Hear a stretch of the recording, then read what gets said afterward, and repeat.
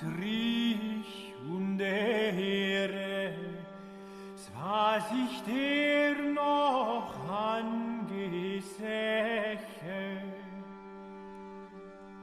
so bist du ihr aller Ehre. Was ist Wundes hier geschäche? Dass ein Magd ein Kind gebar, ihre über aller Engel schar. Was das nicht ein Wunder gab.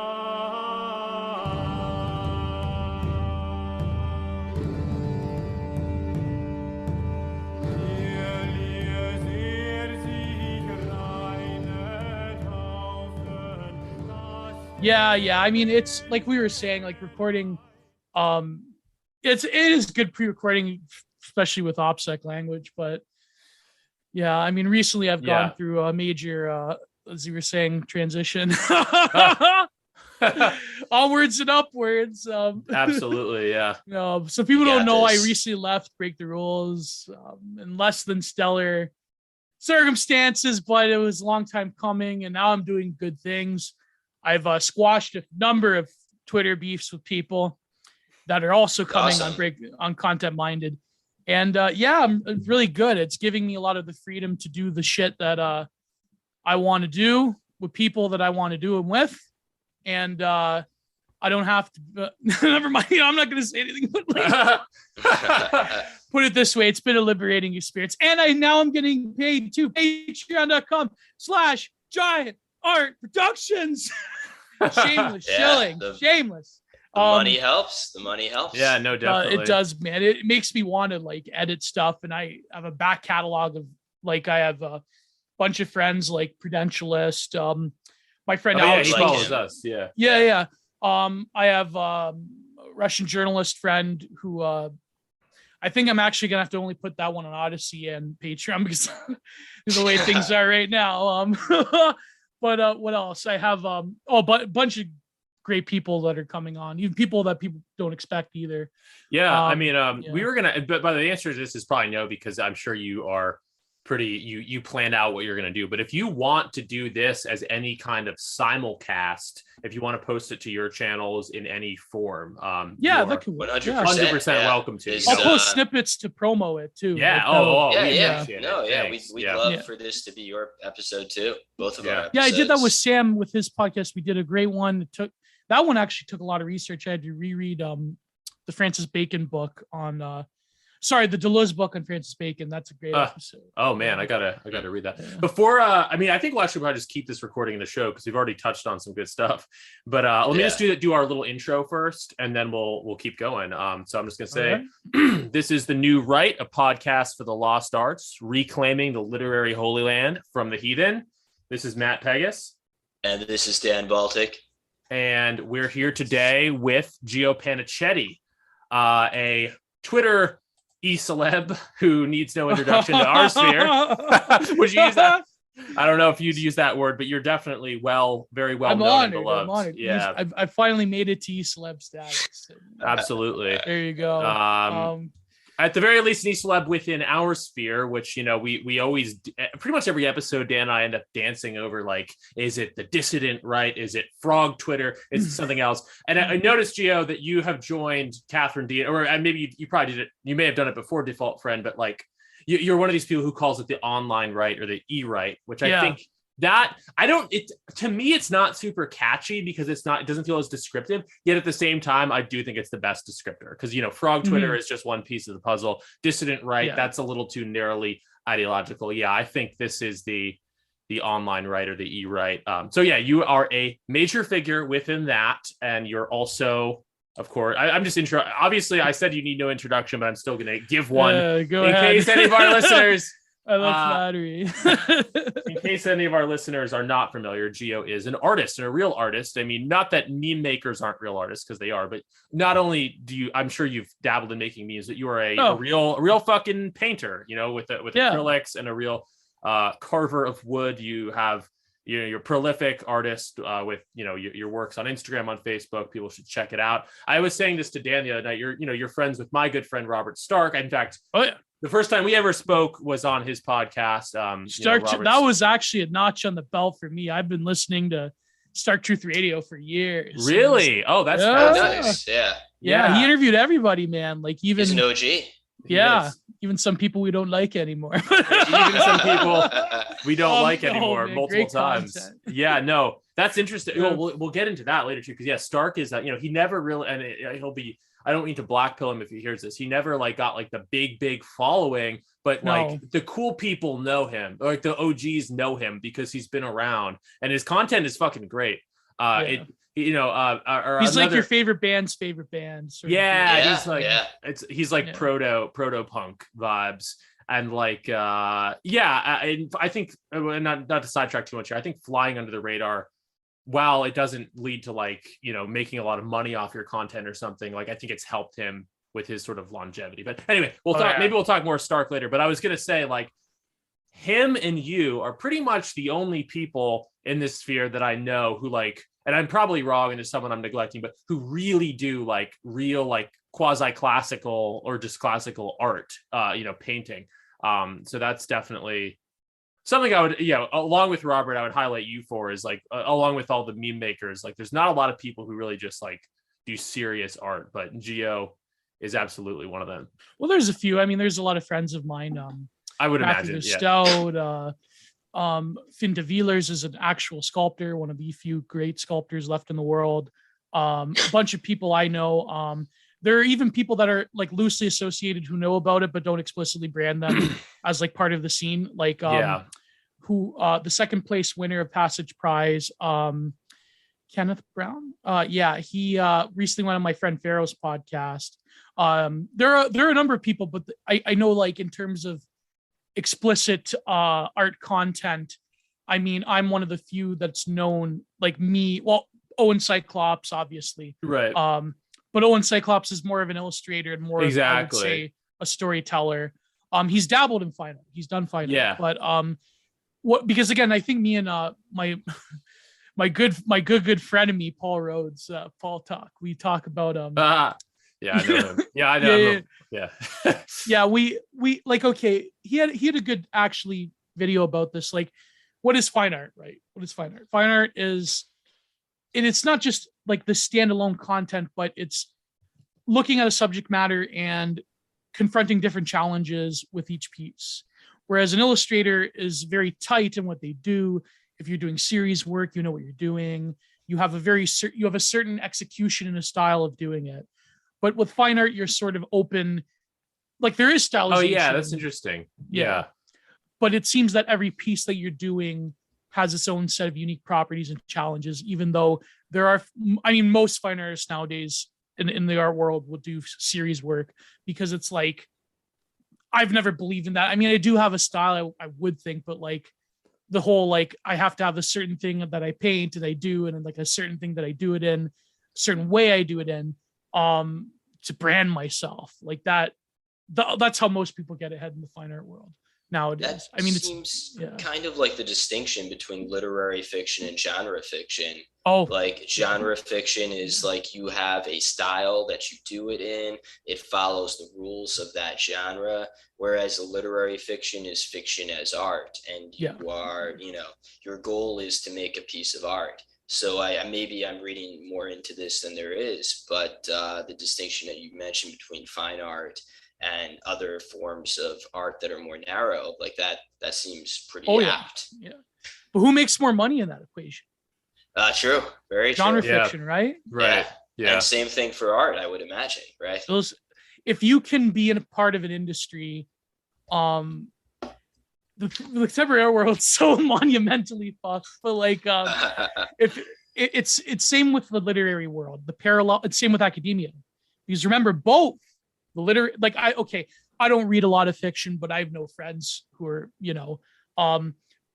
it seems that both the time that the literary world sold to the MFA programs, and the contemporary world sold to the MFA programs, to academia, it seems that they've sort of gone along a similar trajectory of decline, where people that are writing in MFA programs, what are they doing? They're writing books for other people in MFA programs. Yeah, absolutely.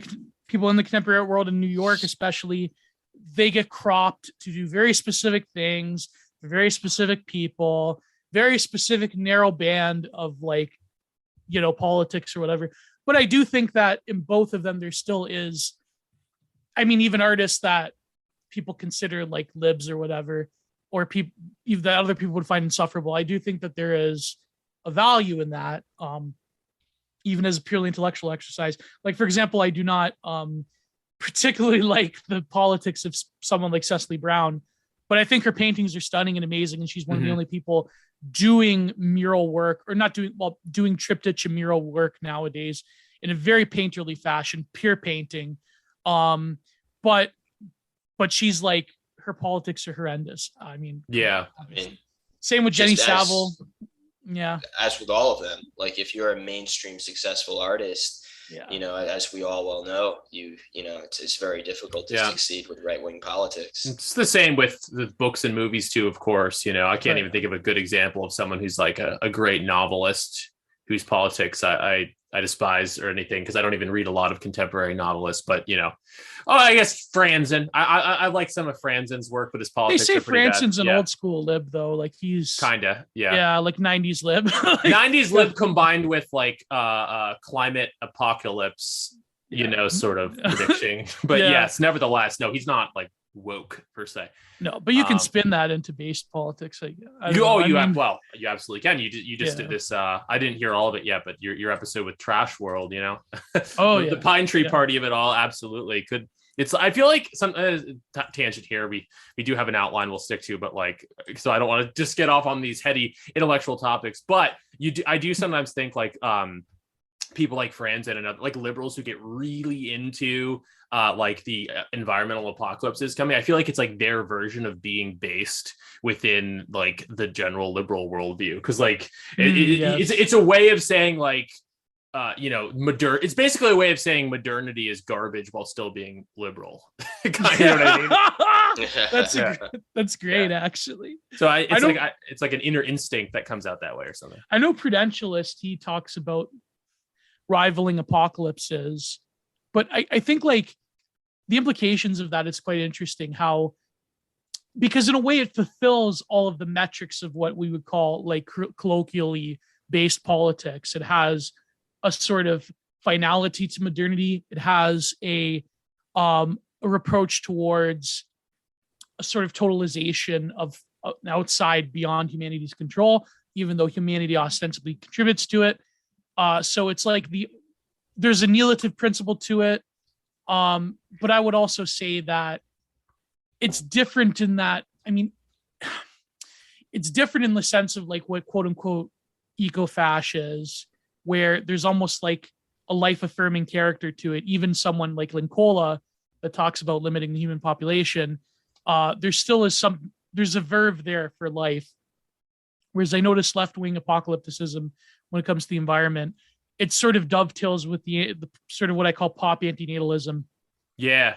That's being promoted on places like Twitter and TikTok, among Zoomers especially, right? I mean, there's something about it that's just very like cold and alienating, and kind of like Matthew McConaughey in True Detective season 1 kind of stuff. Yeah, like Ligotti. Yes. I mean, I actually like Ligotti. I believe you have something of an appreciation for Ligotti, right? Oh yeah. There's a I'm lot more there. like CRM, but Ligotti.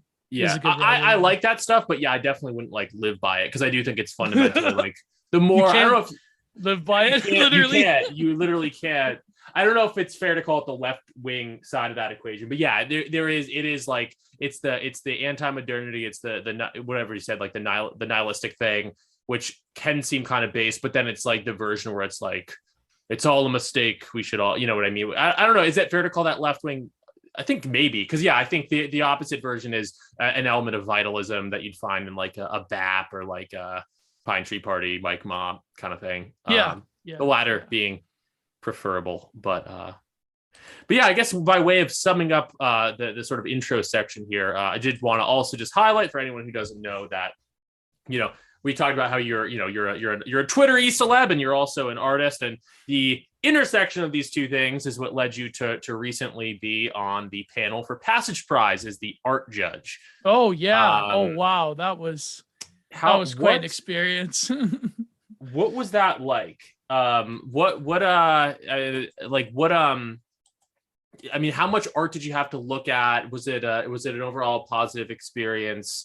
What were some of the recurring themes you came across, etc.? Yeah, it was a positive experience. I didn't have as much work to do as Curtis Yarvin. As my Zero HP. Yeah, my good friend Zero HP Lovecraft. Yeah, but I did have to sort of make stark decisions, and some of those decisions were helped by the committee by Lomez. And I think like the picks that we came to an agreement, I think that was pretty solid. There were people that I wanted to include, but for the nature of the contest rules, I couldn't. I generally got a lot of art. I not as much painting and sort of like fine art, but I did get quite a bit of illustrations. I'm going to do a series of my Substack doing blurbs for some of the ones that I like. I have to get around to it. I've just been super busy with podcasting and everything else. But generally, like it was easier to determine than ZHP or Moldbug, because I think that the ambiguity between what was visually stunning and what wasn't was pretty present. Yeah, that makes sense. Yeah. Yeah, there was some that were just basically propaganda. Like literally, one of them was just like photoshopped slices of bread with like Fed Post statements on them, like redact politicians, redact journalists, blah blah blah. So but there was other ones that were. Some of them were quite good, but they were part of a series, and I feel that it wouldn't have given them the breadth of recognition if they would have won. So I will cover some of them. There was a lot of illustrations from different series that people were working on, and that's always a mixed bag because some of them were good on their own, but they didn't jive with like the message of what Passage was going for. Yeah, it's always hard, like when you see something good and you have to like, you have to make a clear choice. The only three choices, right? So it was a good experience. I mean, the biggest controversy, of course, was my friend King Salmonfish, and I feel that, like we were discussing on my podcast, Content Minded, when the magazine comes out and the blurb that I wrote for each series of paintings, because everyone had to submit these two pieces of art. The blurb I wrote for King Salmonfish, I think, will become clear as to what he's doing with his meme art, or rather post meme art, I would say. But I know like that generated like a fuck ton of content. Like, was he the winner?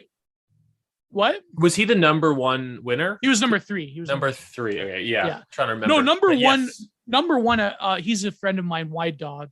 Number one, I felt if you had to pick, even though it's digital illustration, if you had to pick something that is an integral art that combines fashion, message, art, visuals, the history of modernist painting, White Dog, he nailed everything. I think White Dog. But what I wanted to look for is that I didn't want the typical bullshit like propaganda, like like I mean stuff that I'm also subject to as well, Oh my God, I don't have I live in my basement. I don't have a girlfriend. Modernity is failing. The world must end. Like that type of shit. I wanted something that fulfilled a positive vision. And I felt that White Dog fulfilled that. Like as much as Kenneth Brown, his stuff was very much holistic. It's very neo-pagan. It's very his chops with painting is unmatched, like even better than me. But I felt that White Dog offered a positive vision. That is what I wanted. A vital and positive vision that isn't the typical like right-wing miasma critique of modernity type of shit, which I mean, a lot of the stuff that I got that was pretty good, but it was too much. I didn't want the artwork to become propaganda, in other words. That was an explicit thing, because when art, like if you're going for, again, this is very Walter Benjamin, if you're going for the aestheticization of politics, do not revert to the left-wing communist politicization of art. Like that is, I feel like the problem with the contemporary right wing is that people just want propaganda, more or less. They want like either they want like the Wheatfield trad maiden wife, or they want like some other horrific painting of like owning the libs. In other words, definitely I got some questions. I have to make this call about my car real quick. You guys can keep talking. I don't want to. You guys keep talking. I'll be right back. So I mean, it's definitely like, it's like popcorn. It's like, junk food. You want the art that makes you feel good. But exactly. But the art that actually changes things is not necessarily the art that makes you feel the best initially. Yeah. It's the art that makes you think. It's the art that's like, so I totally get that distinction you're trying to make there. Yeah. And it's hard to contextualize in the sense that there's art that can make you feel good, right? Like there's art that can satiate you. But when it comes to there is sure. I'm sorry, I'm doing the mold bug bit. I'm sorry. It's okay. I always do that in a podcast. Like, sure. It's distinctive. It's distinctive. No, I think that I think that when art becomes instrumentalized, there's a lot of problems with I think every piece of art can be subject to politics and can be instrumentalized inevitably. Sure. Yeah. Yeah. Just by its inherent nature of art having to deal with the question of being itself. But at the same time, I feel that I don't shy away from that. I don't say that like, oh, well, it's bad. Like I just have to have art that's not political, man. Like that's obviously bullshit. But I do feel that there has to be a deeper politics there. There has to be a deeper sort of approach to it. There can't just be like a replication of ideology, in other words. Yeah. The art should serve the function of the art, and the politics come second. At least that's my, belief. Or rather, even the politics itself has to be subject to the politics is downstream of the art. You do the art, the art inflects the politics. And I think that's like and the other way is propaganda. The politics inflects the art. And that's that's not good art. Yeah. That's very fascistic, by the way. The art informs politics. No, it's true though. I think that there was this thread the other day by a BAP poster about not shying away from it. I don't agree with this guy. Again, it's very hard in my position to sell various critical theory people to the right wing, but I do feel that you can't, if aesthetics informs political ideology, that's a very interesting conundrum, because I would argue that that's never happened for a very long time, for at least 60 to 50, even 100 years. 100 years is too far, maybe like 70 years or so since the closing of the 20th century, let's say. And I think that the implications of that is very interesting. Absolutely. Because if the total aesthetic picture of a society or an ethnos or a religion, if that informs political belief, I think that people unfortunately aren't thinking in terms of that. They're thinking in terms of, there are these problems we have with the modern world, and how do we have works of art that can motivate people towards the solutions to those problems, whatever those solutions may be. The problem is that is a very the regime that we despise so much, that is what they're doing right now.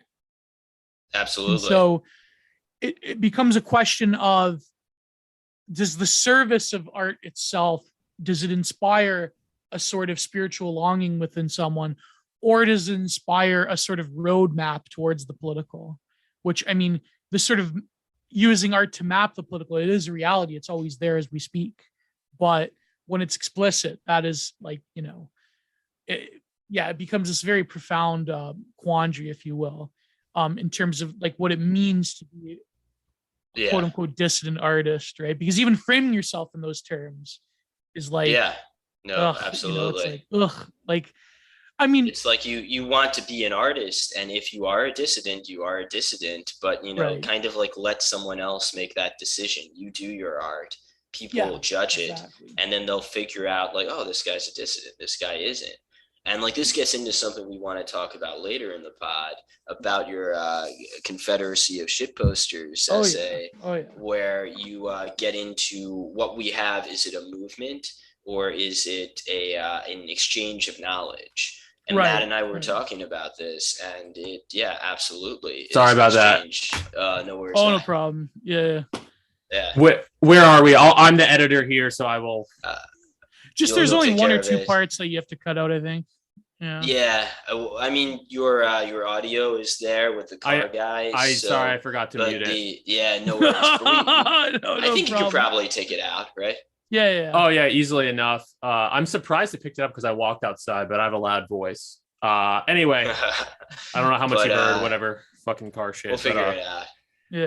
Or maybe it stays in and we get in the meta, the podcast, like that meta field recording podcast. Yeah, exactly. I mean that's fine. People will subscribe because they heard me agree to expensive car repairs. Yeah. Yeah, I mean, people it was know like that Matt has a car, so we're already doing pretty well here. It was like that movie with I think it was Harmony Korine that produced it, where it was like what it takes to be a porn star. Like they like, oh fuck, I forget. I know Default Friend was talking about it, but it was just like weird behind the scenes of like the decisions made and like that's real like cinema veritas stuff. But like, I mean, I don't know if podcasting could be like that. Like, I believe in it. Yeah, like people being obsessed with like behind the scenes shit. My previous podcast, there was plenty of behind the scenes shit. But that's always what happens when, especially you're doing it. I feel like you have to really vibe with each other, I think. And unfortunately, like as much as people like talk about, have a diversity of opinions. When it comes to like, if you're co-hosting, I feel like you need to be on the same page, basically. Yeah, it's some inevitable. kind of same page. Yeah. Usually, because somewhat. You need to be chill with each other. So you have to be on the same page of the general like direction and like where you want to go with it. You have to be both on the same aesthetic, crucially. So I think being on the same aesthetic page is more important than being on the same political page. Maybe that's what you mean. Interesting. But because like our friends, I don't really want to comment on this. I don't know the specifics of it, but like our friends Kevin Kautzman and Brad Kelly, two previous New Right guests, their podcast Art of Darkness. I get the impression that their worldviews are pretty different, but their pod is pretty united. So I think Dan and I are pretty on board with in terms of everything. Yeah. Well, I will say, and this is one interesting anecdote, I don't think we've even really talked about it, but as we were deciding to do the pod, at one point we realized we had to have because we only had a few preliminary conversations, the red pill conversation, where we had to, say like, okay, we met on Justin Murphy's forum, you're getting published by Terror House. I seem to have some dissident ideas. So what does the red pill mean to you, basically? And we realized we were sounds like you're page. In a gay bar together. Like, what is there? I think we did a pretty good job of laying out an answer that was agreeable to both of us, that was based without being something that was needlessly controversial. Yeah, that's because I think nowadays the model that controversy sells, like it only sells if you're willing to like to base yourself. I feel like well, maybe we'll get into I want to get back to I don't know where you guys got on this, the art and versus propaganda conversation. Definitely want to ask more about that, so I don't want to totally go in this direction now, but I did want to talk about the you've talked about how we're going to talk about your Substack article, Confederacy of Shit Posters, and your general project along with the podcast.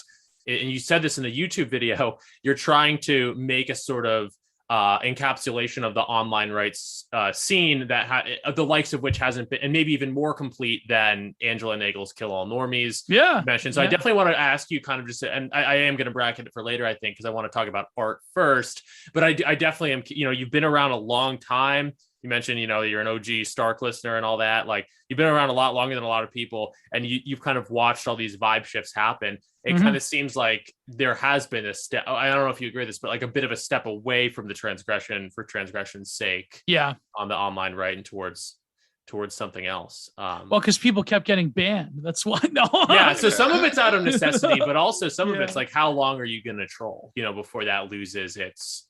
I feel vigor? like, yeah, that's a fascinating question, because I feel like, me and ZHP were talking about this in the DMs once. We were talking about, certain people who are more newer to the quote unquote scene. I mean, describing as a scene is kind of like, support your local scene. Like, that's the politics. Having like had friends in like local music scenes, it's like there's always like the politics behind the surface. But for people who are newer, I guess they don't realize that there's a cycle to things. The cycle is you have a breakaway group, usually based off of a cult of personality. And you say, I don't like these people anymore. I want to be different. And and then what happens? You cutthroat, you stab, what I call shark wombing. I wrote this article a long time ago for a person's website who shall not be named because he did this. It was something Mercury. Anyways, I called it shark wombing, where you sort of, in order to achieve like even the most modicum small amount of like semi-mainstream legitimacy, how sharks, certain like lion sharks, they reproduce. The cubs, they swim in the womb, right? Right. They swim in the womb, and they're blind, and they kill each other, and only the last one who wins in this brutal contest of survival gets to swim out of the shark vagina, and they get to reproduce. So that is what I call shark wombing. Yeah, I know, it's brutal. There's actually a video on. Yeah. There's actually a video, I think, on the Discovery Channel about it. The point being is that I think I had some like elaborate theory cell title about online ecologies or whatever. And the way it works is like you say, okay, I'm going to go to war with everybody else, and hopefully I can swim out the other side after I've shark wombed everybody else. Now, there has been cases where that hasn't worked out, and there's cases where that's been quite successful. And even when there's success for a time, with the recent implosion of a group that used to be really big on Twitter, that sort of decided to spurn everybody else because the leader at the top is a megalomaniac, and he's without naming names, when it comes to being a boy king, I think we all probably know who you're talking about. Yeah, I've multiple streams about it. No, but I think that's a great example in that you mentioned about transgression. I think when you're caught in this like sort of 2016 cycle of like transgression for its own sake, I think Angela Nago called them like great Gramscians, like shit posting, troll culture. I think shit posting has gotten more sophisticated out of necessity, and out of the fact that the most edgier people have been relegated to places like Gab and Telegram and Odyssey. And I think that in one sense, this is controversial now, it does provide a bit of a cleaning up of like the worst offenders and people that, like, even Keith Woods mentioned this in his recent video about the groups of the online right. Yeah. About like, some of the worst, most like nihilistic people, or like some of those juvenile like edge posters that talk about, very like depraved things. In some ways it's good that they have like their little containment area, but because having interacted with some of them, they're very destructive people. They're very like, oh yeah, and there's some bad seeds. You can never please them. You're never edgier enough, but I do think the problem is that you have edgier people that were prolific posters that got clipped, but their ideas were amazing. But yet, because they allowed themselves the space to transgress norms, we can all go down the list, right? Like, John Winthrop, or who else am I thinking of? Amran Peter Griffin, people who were like edge posters, but they were very high IQ about it. Like even people like Hakan, like everyone remembers the iconic like turmeric monster tweet. Like, come on, everyone does, right? But so that is unfortunate. So it's always a give and take. Like, unfortunately, we're given the hands that we're given the cards we're dealt with, And we have to realize that we do exist on enemy territory. I mean, that's just a fact. I mean, they're all going to come for us one day, unfortunately. I'm shocked actually that I haven't been clipped yet. But I mean, I feel like there's a way you can sort of swim in the undertow without, but then again, I mean, who knows? I mean, if they've gridded you out as a certain, as a certain dissident, as a certain sort of contagion, they want you gone, you're gone, right? Like Keith Woods, great example. He had superior OPSEC to everybody, but they wanted him gone for obvious reasons, right? Because Keith Woods is a powerful voice. So Twitter gave him some bullshit excuse about like manipulation or whatever, right? Like it doesn't matter, right? Because if you are the biggest blade of grass, you get the weed whacker, like that is very unfortunate, but and I don't really have a solution for that. I don't think anyone. One potential solution is that when you get bigger, you start to make friends, and then if you're like truly someone who is like they're gonna bring the band hammer down on over and over, like Keith Woods, you're gonna have trouble finding your way back. But like, I think one of the most valuable things, and one of the kind of things everyone should strive for, is start off anon, make friends. And once you have friends, you can always come back. I think that the purpose is not, people, they think that, why is it they don't press the nuke and get rid of all of us like Facebook has done or whatever, right? Because the purpose of ban waves is not that. The purpose of ban waves is to sow fear, FUD. What is it called? FUD, fear, uncertainty, and doubt. So if you manage to cap the engagement of people that you've deemed verboten, but you've also managed to get rid of their strongest voices or their most subversive voices, that is a way of weeding out the influence of certain groups. It's better, though, in the long run than completely destroying everybody the way that Facebook has done or other places, because you've managed to create a little Skinner box where you've given them just enough hope that one day they could be like a, prolific poster.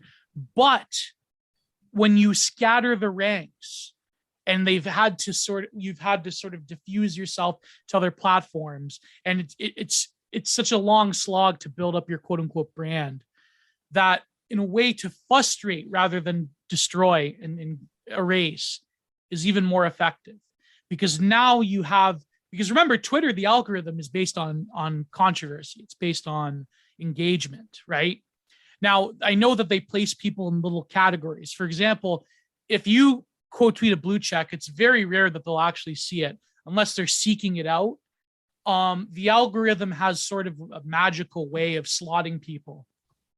But at the same time, if you can generate enough controversy and give people the illusion that you can exist on a platform, that is way better than the Facebook model. The Mark Zuckerberg model is that you're gone, you can't post certain things, it's over, right? Notice how, there are some people, though. There are some people that exist on TikTok. I've been made aware of this by my friends, that there's dissidents on TikTok and so forth. Mm-hmm. But as a whole, though, as creating a concise slice of it, the way that Frog Twitter, and then later, I guess you would say the dissident right or whatever, created a slice of Twitter for ourselves. That's never going to happen on TikTok or Facebook or whatever. I mean, maybe DM groups, right? Maybe Facebook groups, but like, you're just subject to a different standard because those platforms are not meant for discourse. They're meant for maybe TikTok, but they're meant for other things, at least in my estimation. And I mean, let's face the discourse on TikTok is abysmal. So like, God. No, interesting. Yeah. But as you sort of noted, I do think there's kind of a way to swim under the undertow on Twitter and kind of not get banned. I mean, it seems like you're very adept at, as we mentioned earlier, the kind of different levels of being semi-anonymous here, not saying this thing there, having the multiple platforms, having a paywall on Patreon and saying more spicy stuff behind that, Telegram saying more spicy stuff. Like, for example, on your Twitter, and don't take this, I hope this doesn't sound like a bad thing, but on your Twitter, you're very, you seem like a nice guy on Twitter. You know what I mean? Like, you're not, I think that helps. As you said with Keith Woods, if they really wanted you gone, they'd find a reason. But it does seem like you do a good job of, when you go to your account, it looks like it's mostly an art account. You know what I mean? Mm-hmm. Yeah, which I mean, I have to get better at. I mean, I've had no time I have a lot of things I haven't published yet in terms of prints and all that, but I'm starting to slowly, I'm getting help from Matthew and other people to start like getting ready to sell my artwork directly, because I've just been lazy with, I have a website, just, I've been lazy with it. I don't know. I feel like leaving leaving Follow the Rules has really give me a kick in the ass in terms of, but yeah, definitely I think like, I mean, I've always experienced heat with certain people, which is funny. I'm actually coming off the heels of getting totally obliterated by a certain poster, but me and him behind the scenes, I can't say anything right now because I haven't recorded the episode, but I'm going to have the last laugh because I've this person has agreed to come on my podcast. So I've won in that engagement. Because sometimes you have to take your lumps, because sometimes people I get a lot of it for my weight and all that, but like some people just irrationally don't like you. I mean, but I've experienced, like, I think because I'm totally paranoid, not of people that are in these circles, because I know there's certain people that don't like me. I'm more afraid of like getting dogpiled, especially by ironists. If you find a left ironist, like a Chapo person, just block them right off the bat. Yeah. Just block them. Make sure that you have their network blocked, because I noticed that as soon as the Eye of Sauron of the irony leftists, if they get on you, then those are the people that can get you banned. Those are the people that can get rid of you, because they know people in Twitter. Recently, my good friend Amy Therese, they've wanted to get rid of her for years. They recently got rid of her because she offended a certain very powerful group in Twitter, a certain very powerful identity group that you can't. So, I mean, I reserve Telegram like for spicier rants on things. Yeah, because, it seems like a good way to be. Yeah. Especially when it comes to a certain people with a certain paraphilia that they say is an identity. You really can't question, like on Twitter, I'm going to tell you this right now.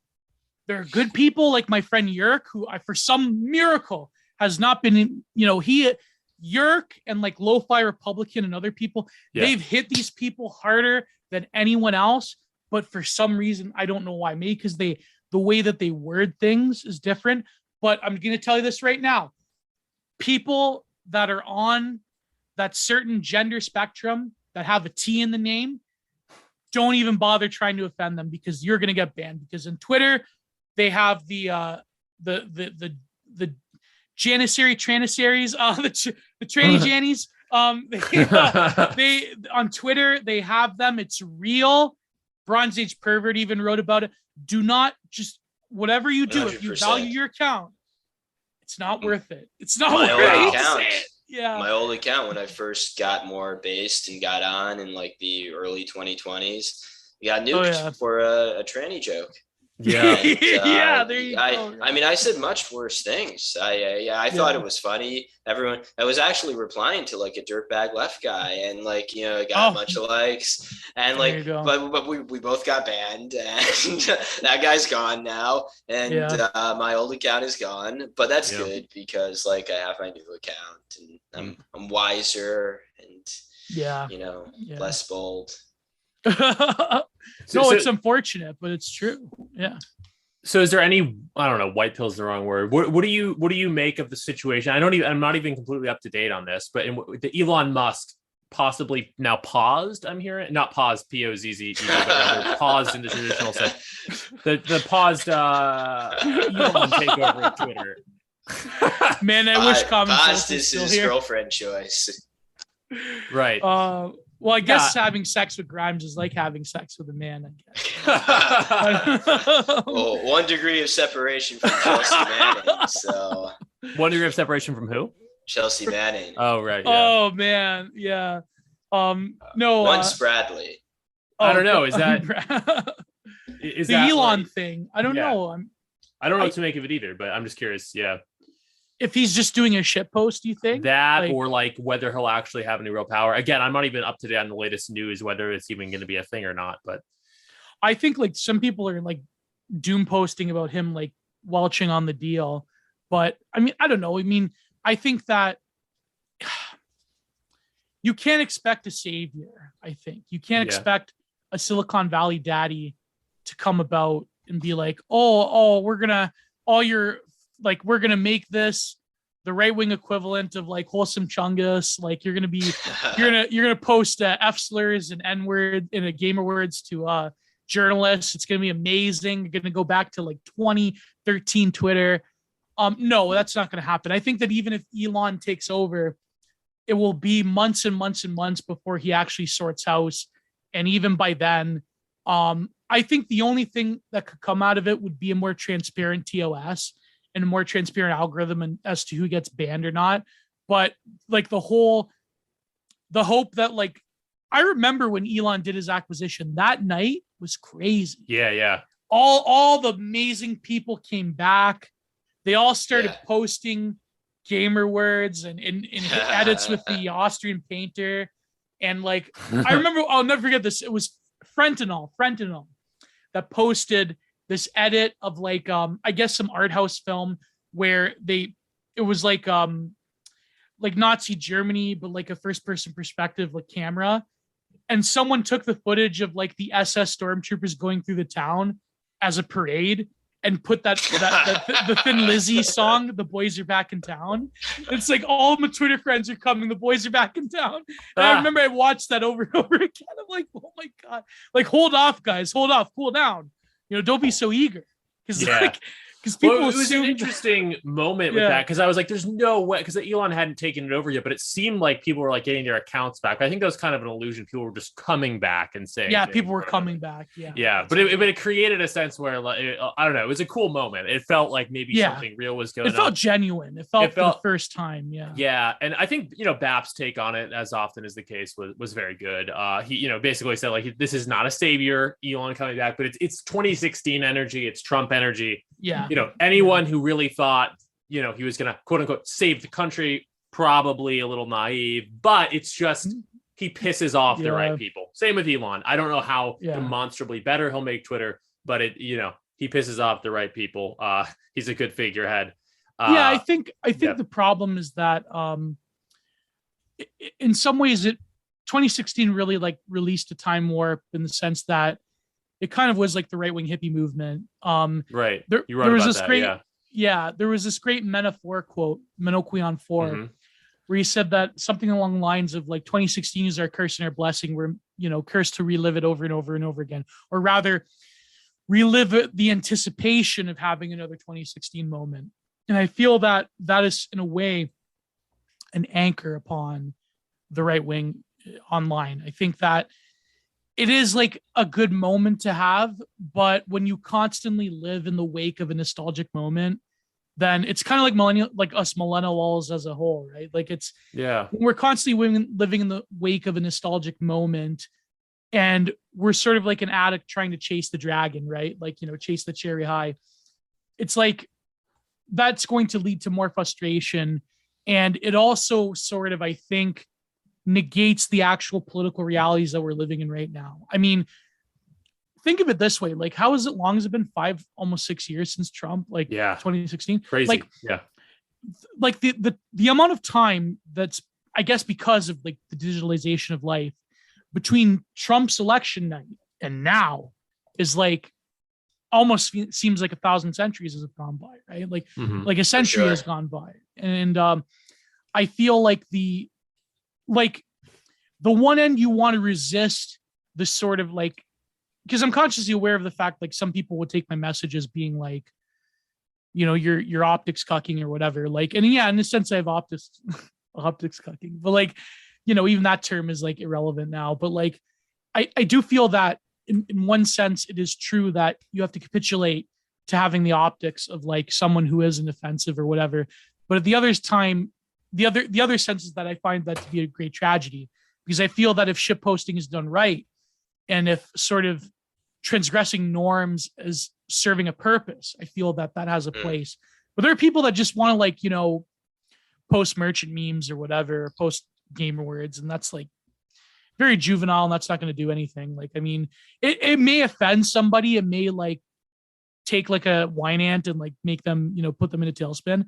But like in terms of like a whole, like if you take a good like high IQ shit poster like John Winthrop, like we still talk about his tweets to this day. Mannequin 4, we still talk about his tweets because they have a sort of a mind there.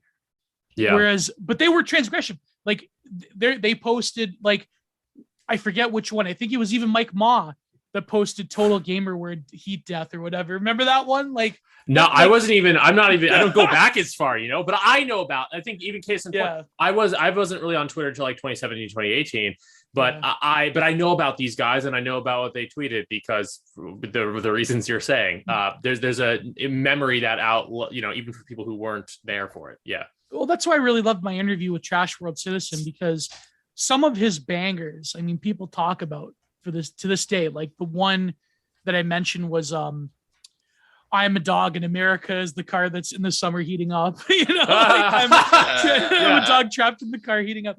Or the most iconic contribution from Trash World, when he was known as Echo Autist, was we're fucking things up that cannot easily be unfucked. Yeah. Like that is immortal. Like I've seen that everywhere. I've heard that. And I wasn't on Twitter, but it's like, I've heard the sentiment. I've probably seen a screen, grab.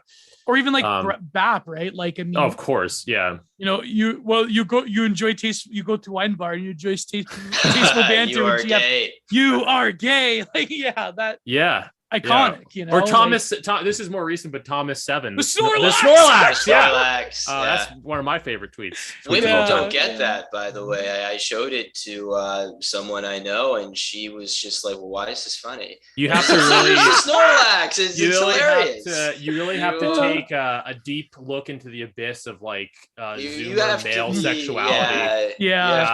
But if you do take that gaze into the abyss of Zoomer male sexuality, it will make perfect sense. I mean, the second I heard it, I was like, I think I know a few people who pine. I wanted to do a stream. I knew we alluded to it. I forget who it was. It may have been Default. What is Zoomer sexuality like nowadays? Not that I know. I've sort of skipped so many epochs of 2010 sexuality. Default would be a better person to give you like a theory of 36. So yeah, I'm pretty far removed from. I'm technically you would cop a charge if you close to it. I'm a millennial, but I know some. I have Gen Z friends, and I'm not even saying this applies to the people I know who are Gen Z, but just in my estimation, it's a very damaged generation. Not that my generation isn't damaged in its own way too. Well, we have our own unique damage too. We have our own unique damage, but I mean the critical difference between we were maybe exposed to pornography at like 12 or 13. They were, they had access even younger. That could be one way of looking at it. Yeah. It's just very, very digital, very, post COVID. I'm not the best theorist of Gen Z sexuality, but the whole Snorlax of it all, I think you have a lot of confused messaging and people who, obviously this doesn't, most people have normal sexualities, but I do think there's a little bit of that, like, sort of what's the word, My Little Pony type thing where it's like and furries. It's like there's this weird digitization of sexuality and overlap with like hentai and like, I don't know, being attracted to cartoons. That's very paraphilic, right? Yeah. And like that's like maybe some of what's going on with the men, and other ones maybe it's inflected by porn or more so by culture. You have a lot of men who think they're women, and you have that. But among women, it's like there's a crazy amount of them who are going trans, who are becoming men, which is the craziest fucking shit. Because it's like being a man is actually not that easy. There's a lot of So like if you are a woman who wants to be a man nowadays, it's like you're going to be a bootlegged man. Well, that's not really very good. You're not even going to be a good man. There are gender issues, and then again, I'll leave this topic before too long, because again, I'm no expert on it. Default Fred would have probably more pronounced thoughts, but like I think that there's some gender, there's a lot of gender stuff, and then there's also like age stuff, if this makes any sense. I think a lot of Gen Z like feel, I don't know what it is. It's like they feel like they missed out on their childhood in some way. So it gets inflected. They all want to be like babies or something. Not obviously this doesn't apply to everyone, but going back to the Snorlax of it all, like I know a lot of, it's like, again, not necessarily all Gen Z, but like there's this sense of like nostalgia for like their childhood cartoons and stuff that like can even get inflected in sexuality in a weird way. Again, it's the damage of it all. It's that I'm not ready for the adult world, but I feel bad for them. Well, millennials had that as well, but not in like a dramatic. I feel like it's more dramatic. Millennial nostalgia is nostalgia for a time before the internet, our childhoods. It's a nostalgia for we were the last people to live in the real world. And exactly. So it's a nostalgia for Are You Afraid of the Dark? Yeah. It's a nostalgia for like playing in the street, stickball, whatever. Yeah. It's a nostalgia for like going to the bowling alley and that's why the liminal space compilations are so powerful. Yeah. It's a nostalgia for not being able to look at, hardcore pornography whenever you want.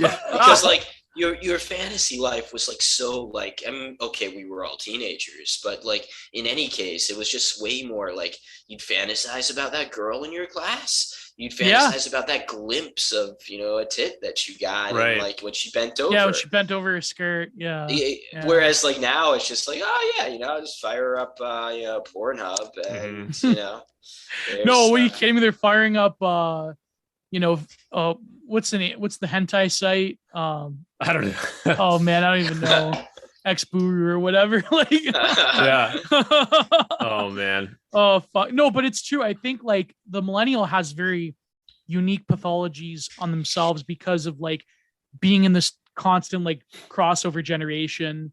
But like the Zoomer, I think like they're total sort of their minds are totally grafted towards hyperreality.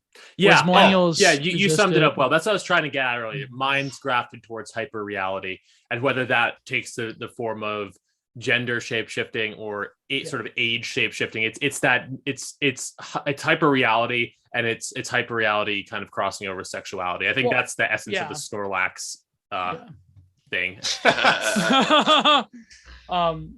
But yeah, we could go all day on that. But yeah, let's. If you want to move on, I mean, sure. Move on to the Snorlax. Well, I want to go back. I got distracted by this fucking car call that I got. But I don't. So we were talking about Passage Prize. We were talking about art. I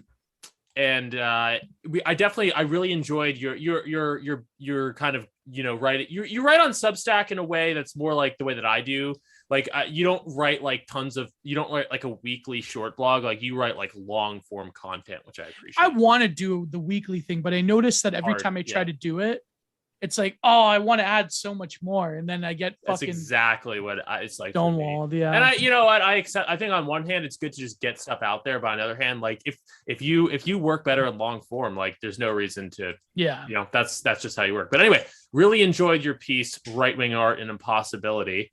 And I have a couple basic bitch questions going off of it, starting with, and I read the piece, so I have my own interpretation of what you said. I don't remember half of it, so that was kind of me writing in the days, me writing in like a shotgunning it, but like, go ahead. Yeah. So very simply, how would you define quote unquote right-wing art? Well, I think that's my point is that I can't define. Sure. Fair answer. I think that the piece was trying to say about how, if the right wing wants to get back to an integral whole and sort of like, I won't even want to say pre-modern because there's sort of certain modernist tendencies that are getting more popular on the right wing. Yeah. But I feel that when it comes to like art as a movement, now that we've surpassed the age of the art movement, we're in sort of like hypermodernity or postmodernity, whatever you want to call it. I feel that an explicit right-wing aesthetics, what did I argue in that one? It's not, it's not that it's an impossibility. It's that the movement that would require is dealing with sort of, or it's an engagement with ordinary life in a way that doesn't have a sort of quote unquote special special conceptual framework in towards approaching everyday life, the way that if you read Berger's book, Theory of the Avant-Garde, where he talks about how the avant-garde and the surrealists, how they wanted to bring art into ordinary life. With the right wing, there very much is, there are other entities in the background. There's religion, there is race, there's other things that require the content of the right wing work of art to not frame itself in like, this is an explicit right wing movement. Because there has been like, I mean, there's culture movements, there's frog Twitter, for instance. There's like, but those are very much an avant-garde in a different way. They're avant-garde of discourse. There are memes, there's an aesthetic, there's an image, but when it comes to the actual making of the work of art, there's a difference there, because you are trying to like bring things up to a higher concept instead of lowering things down to like everyday life.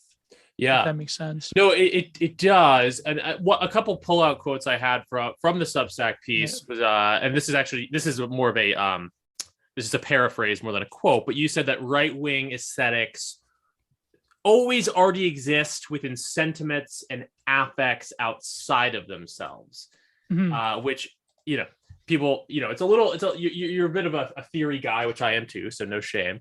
But to unpack my interpretation of that, and you can tell me if I'm totally off base here. But basically that art that is right wing or could be described as right wing, or the type of right wing art that we would want to advocate more so than mere propaganda, is art that appeals to certain sentiments and affects that are not in themselves explicitly political or right wing, but that are the types of things that right wing, again, defined philosophically as someone oriented towards hierarchy, oriented towards greatness, oriented towards the divine.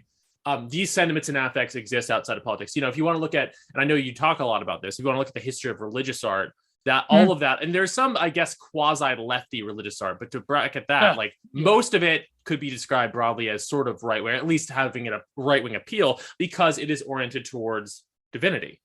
And then if you want to talk about, and you've painted like bodybuilders and such, and that sort of Bappian aesthetic, you know, that too, oriented towards greatness, oriented towards strength. So it's not even that complicated of a thing, but like basically that was kind of my read on what you're saying, is that right-wing art, if you're focusing too much on like, this is political art, you've already kind of missed the boat. What it really is about is creating art that embodies right-wing, quote, and I say quote unquote right-wing values, because the values aren't intrinsically, they're so much bigger than politics, but they are the type of thing that the right wing at its best, that appeals to the right. And again, just boiling down to oversimplify a bit to hierarchy, greatness, divinity, order, Yeah, exactly. That's 100% correct. I think that I think the difference is that when I say words like, hierarchy and wholeness and divinity and sort of like the totalizing picture of society, I think that there has been sort of right-wing millenarian movements, but they've been right-wing in a very particular sense, like the fascists, the Italian futurists, what Nick Land is doing, right? Like, I mean, broadly speaking, the right wing, to me anyways, is purporting values that already exist, but have been cloaked by time and by history and by certain developments coming out of European history in particular. Throughout the global South, it may be different, but sort of similar. Yeah, that's what I'm saying. I think the values that we strive for, they already exist. They're already there. I mean, it's just realizing them. It's very Mahayana in a way, right? Like it's, through Dharma, you will realize that Nirvana is already there. Exactly. Whereas the left wing, they have to create an artifice. So their art and aesthetics, shit that I've been studying for years, they have to provoke the creation in tandem with the ideology that is giving them a roadmap towards what they conceive of as not a picture of an already existing integral self, but the creation of a new man. Yes. I mean, I'm sure you're familiar with this because I know you quote Benjamin. I remember this from my critic, and I don't know how you feel about Benjamin. I'm not in agreement with him politically, but I think he said things in a way that was, I think he's a good thinker to read. I'll just put it that way. Yeah. And I'm sure you're familiar with his, the thesis of the philosophy of history and Paul Clay's Angel. Yes. Is that not, and tell me if I'm wrong, is that not an example of sort of left-wing art or a left-wing reading of art par excellence? Because as I recall, it's like it's the angel who just sees one great catastrophe. It's a very abstract painting, and it's almost the wreckage of history. The wreckage of history. It's all bad. Whatever. And this was my professor's reading of like the whole Frankfurt School is like whatever is good is outside of everything. Like it's this messy, and not to get too like tinfoil hat about Jews or something, because I'm really not. But like, but like this whole notion of like the Messiah has to be something totally outside of this wreckage of her. I mean, look, for better or worse, that is what Benjamin said. And I think that's a good example of like a sort of left-wing art where it is, ultimately we're all looking for something quote unquote good and maybe even divine, but like the broadly like almost meta left-wing version of that is looking for that outside of everything. So you have a very abstract thing like Paul Klee's The Angel, and then Benjamin's interpretation thereof. That's like left-wing. Whereas right-wing art is, the religious iconography or painting bodybuilders, stuff that is good in a much more concrete sense. Like I mean, that's where it's almost like the higher the more abstract version of like a very basic sort of right-wing talking point of like common sense, and like just the stuff that seems good is good. Like that's actually like kind of a right-wing value on a day-to-day level. But then even with like something higher culture with art, it's like the good is the beautiful. I think the problem is that you're competing with two things. One, in the sense, is that you're competing with Italian futurism that disrupts this chain that I'm saying. And I mentioned this, I think, in somewhere, like the Italian futurists, they disrupt this chain. I wrote an essay a long time ago about the Italian futurists, but the other end is that I think that you can't devolve quote unquote right-wing art, or the lack thereof, into just repetitive kitsch, where it becomes like Thomas Kincaid paintings of like Disney cottages and like wholesome Chungus crap. I think that good art should have a more impact on the senses, that if you're dealing with the direct engagement with being itself, there should be something there than a self-contained world where you're sort of like weirdo return to 1950s housewife fantasy is like satiated. I think there's something deeper there. But let me read you actually, because I wanted to write part of my series, which I have to get back and doing. But again, podcasting takes up all my time. I wanted to write mentioning Klee's Angel by Benjamin about right-wing futurism. So this is a section. This is from the 5th section. Let me see, where is it? Yeah, okay. So the true picture of the past flits by. Ugh. The past can be seized only as an image which flashes up as an instant when it can be recognized and it can never be seen again. The truth will now run away from us. In the historical outlook of historicism, those words of Gottfried Keller mark the exact point where the historical materialism cuts through historicism. For every image of the past that is not recognized by the present as one of its own concerns threatens to disappear irretrievably. The good tidings which the historian of the past brings with throbbing heart may be lost in a void the very moment he opens his mouth. To articulate the past historically does not mean to recognize it the way it really was. It means to seize hold of a memory as it flashes up at the most dangerous, as a moment of danger. Historical materialism wishes to retain that image of a past which unexplicitly appears to man singled out by the history at the moment of danger. The danger affects both the content and the tradition it receives. The same thread hangs over both, that of becoming a tool of the ruling class. In every era, the attempt, so again, Benjamin is talking about fascist art as like the historical past becoming a tool of the ruling class. But of course, we like that because it's based. Well, it's not the current ruling class. And so following on, he says, the tradition of the oppressed teaches us the state of emergency in which we live is not the exception but a rule. So again, he's talking about Schmidt. We must attain to a concept of history that is keeping with the insight that we shall clearly realize that it is our task to bring about a real state of emergency, and it will improve their position in the struggle against fascism, blah, blah, blah. One reason why fascism has a change is that in the name of progress, it opposes its opponents, treated as a historical norm. the current amazement that the things we're experiencing are still possible in the 20th century is not philosophical. This amazement is not the beginning of knowledge, blah, blah, blah. So Klee's painting, Angel Novus, shows an angel looking through, though he is about to move away from something he is fixed contemplating. His eyes are staring, his mouth open, his wings are spread. He is one picture, the angel of history. His face is turned towards the past. When we perceive chain of events, he sees one single catastrophe which keeps piling wreckage, hurls it from his feet. The angel would like to stay awake in the dead and make whole what has been smashed, kind of like what we're trying to do. But a storm is blowing from paradise. It has got caught in his wings with such a violence that the angel can no longer close them. The storm irresistibly propels him into the future, to which his back is turned, while the piling of debris before him grows skyward. The storm is what we call progress. So, I mean, I think that with Benjamin, I mean, he articulates like the leftist, I mean, I guess the sort of dialectical materialist view of history. But he I does think it, yeah. Yeah. Go ahead. Sorry, no, you can keep on. But he does it in such a. That's why I like Benjamin, even though despite disagreeing with him politically. Yeah, is he does write very clearly. I think he gets kind of to the heart of what you could kind of call it a hatred of life in like a Nietzschean sense. Yeah, and there are people who are born into circumstances, whatever, that where I can sort of see why they end up hating life, as that sort of slave morality, so to speak. Not to get too Nietzschean about it, but it's, if you're dealing with one thinker who's articulating that hatred of life so clearly, the other thinker to pull out would be Nietzsche. And I found what you said interesting about like sort of the notion of right-wing art as a sort of dharma, or like right-wing values in a sort of broader spiritual or philosophic sense. You're trying to find what's already there. You're trying to, I think, in a sense, affirm life, affirm what is good about reality and nature. I think these are bigger philosophical things, but I think that is kind of what it means to be right wing, and what it would mean to make right wing art is to make affirmative art.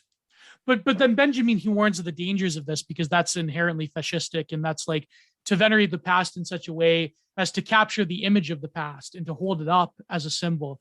That is like terribly. Like at the end of the essay, his famous essay, Art in the Age of Mechanical Reproduction, he affirms the lack of the aura. He says there's new potential for an instrumentalization of art towards the bringing of this reconciliation of history.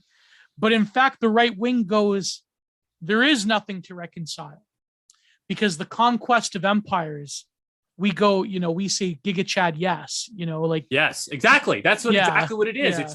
It's like you're the Paul Clay's angel, and you see the wreckage of history, and you say yes. Imagine Giga Chad going to the right next to those texts with like that those people from that anime forum, right? Like it's like Giga Chad next to like the guy from the Nexium cult or whatever. Yeah. It's like, imagine like the Klee's angel going, we can't reconcile the past. We have to reconcile the past. We cannot hold the image. And Giga Chad goes, what is there to reconcile? Like exactly. These are philosophical sort of waters, but like there is that basic thing of the right wing as of something very affirmative of power structures and reality, the left wing as something that tries to find a way around it or outside it, that more sort of quasi but not a blind affirmation though. Not a blind affirmation, because then you get some like weirdo like NATO wave crap from people I'm not going to mention, but like weirdo like, well, the neoliberal order is based because they're in power and they really know about will to power, and let's face the contemporary left. They like, what does that other person say? The best friend of the Thinker of Irony's logo. He says like, they, like those people, the left, they're the true Nietzscheans, and they have the will to power, and we're just a bunch of wholesome Chungus retards that are trying to capitulate to something that's not going to exist anymore. Like if you like, that's like literally the nuclear black pill that provokes you to posting NATO wave images and saying that that power in the East, that it's hopeless because the fucking Raytheon keeps giving the blue and yellow country a bunch of Stinger missiles. So it's like, total right-wing black pill. It's just not about power, right? It's about beauty. So, the veneration of power, like power can be ugly. Power can be, exactly. If your North Star is a beautiful woman, or is like a beautiful landscape or whatever, that is always going to be, I mean, at least at this moment in time, it will be right wing. Mm-hmm. It's coded that way. Exactly. Yeah. But that's what I mean. Like, it's not just like power as a property is not like, there are certain right wingers that it's just the blind worship of power, and they ended up, like I say, mentally contorting themselves. Yeah. Mentally contorting themselves into like basically supporting and like being a cheerleader for the regime. But I don't know, like that's that I think requires it requires a different set of standards. I think that a lot of those people, like, especially if you don't have a foundation in any sort of metaphysics, then you can like very easily meme yourself into just worshiping power blindly. Yeah. No, it can't, as you said, it can't just be an affirmative thing. And that's where, and I know you are on the same page about this, like, that's where I think it is important to read the Frankfurt School, to read Benjamin, to read Foucault. And I want to ask you a little bit about your interest in Foucault in a second. I find these people, for as reprehensible as some of their politics are, and as just cringe as some of their shit is too. Yeah. Even like a Freud or even a Marx, and Nietzsche kind of does a more open, more right-wing version of this, but that whole digging into reality, and Jung does this too, and I know you're something of a Jungian. Yeah. That whole method, that whole sort of master of suspicion, quote unquote, way of digging into reality, trying to uncover sort of power dynamics in society. Even left-wingers who do that, like Marx. What was a lot of it's Mussolini, others have said as much. Marx wasn't wrong about everything. Some of his analysis of capital, for example, and of the power dynamics therein was correct. It's just a question of, do you kind of have a solely critical relationship to that or solely affirmative? And in reality, we're always somewhere in between. Like you have to be critical of it at times. If you're critical of it, you can subvert it. Like that, being critical is important. But what you get with something like the Frankfurt School, and even I think Foucault in a sort of more biopolitical sense, is like a spiritualization of the criticism itself, where their whole thing becomes about criticizing reality, and it almost develops this spiritual element where it's like, messianism. We need something from outside to save us. But you can kind of use the tools of that criticism to understand the world better, and to change the world in line with which we would want, while still being of the right, where you do ultimately think, there is goodness and affirmative things in the universe, whether it's God or whatever else. Don't really know where I was going with that, but basically that, there is a value to criticism, even of an ostensibly left-wing variety, but you can use it basically to right-wing or traditionalist ends. And I feel like that's kind of the wavelength you're on a little bit. Oh yeah, definitely. Yeah, most definitely. Philosophically, yeah. I mean, and if not, I mean, if anything, that's what our enemies believe, anyways. So it's like, they have the ability and the sort of resources and power to manifest that into the world. I mean, this is why Foucault is such an interesting thinker, because in some ways he didn't. You can never have a truly right-wing Foucault, but I think that I mean, for obvious reasons, but I think that, I mean, he's even philosophically, not just like the other stuff, like, which shall remain nameless. I think even philosophically, he's too much of an individualist anarchist to really create a basis of like a true right-wing appropriation. But I think that I think him above all else has a very unique and useful critique of modern power knowledge than anything else. Even like, I think this is why even a figure like Moldbug struggles to like grapple with the cathedral or whatever, because there's no sort of post-structuralist model there to address it. If you're addressing like the sort of how he does in his very Anglo legalistic system. But I think that even the Frankfurt School, like if it's not just that these thinkers provide useful tools for you conceptually, it's that not only do our enemies believe it, but they view it as a training manual. Like even Foucault now, like, I mean, there was the Ross Douthat article about the right wing taking of Foucault. But like you have thinkers like for example, I know this because I was talking to Jeffrey Schulenberger about this. Mm-hmm. We did this online conference together, and we were talking about Bratton, how he responded in his book to Giorgio Agamben during the pandemic, and how he has this vision of like positive biopower, and how like, well, actually the neoliberal order creating like a biopolitical apparatus out of like bare life, out of the concerns of the health of the populace due to a state of exception, that he's like, because we're like embodied biological beings and because we can spread germs to each other around the world, it's like, well, actually, it's kind of good that the neoliberal regime is doing this because it's a positive biopolitical development, right? But the problem is that in Foucault, there's an ambiguity there because Foucault, he's not like, Chomsky called him the most amoral man for a reason, because he doesn't like, despite what right wingers think, he doesn't like affirm like, oh yes, become trans, become this, become that. It's more of rather, he always stays within that critical mode. And he really only very shortly near the end of his life, when he talks about like the care of the self or whatever, will he affirm a positive politics or a positive vision of the subject. But throughout his work, I mean, it's very much like Nietzsche. It's very hard to like, with Nietzsche, it's actually easier to see what he's affirming and what he's rejecting.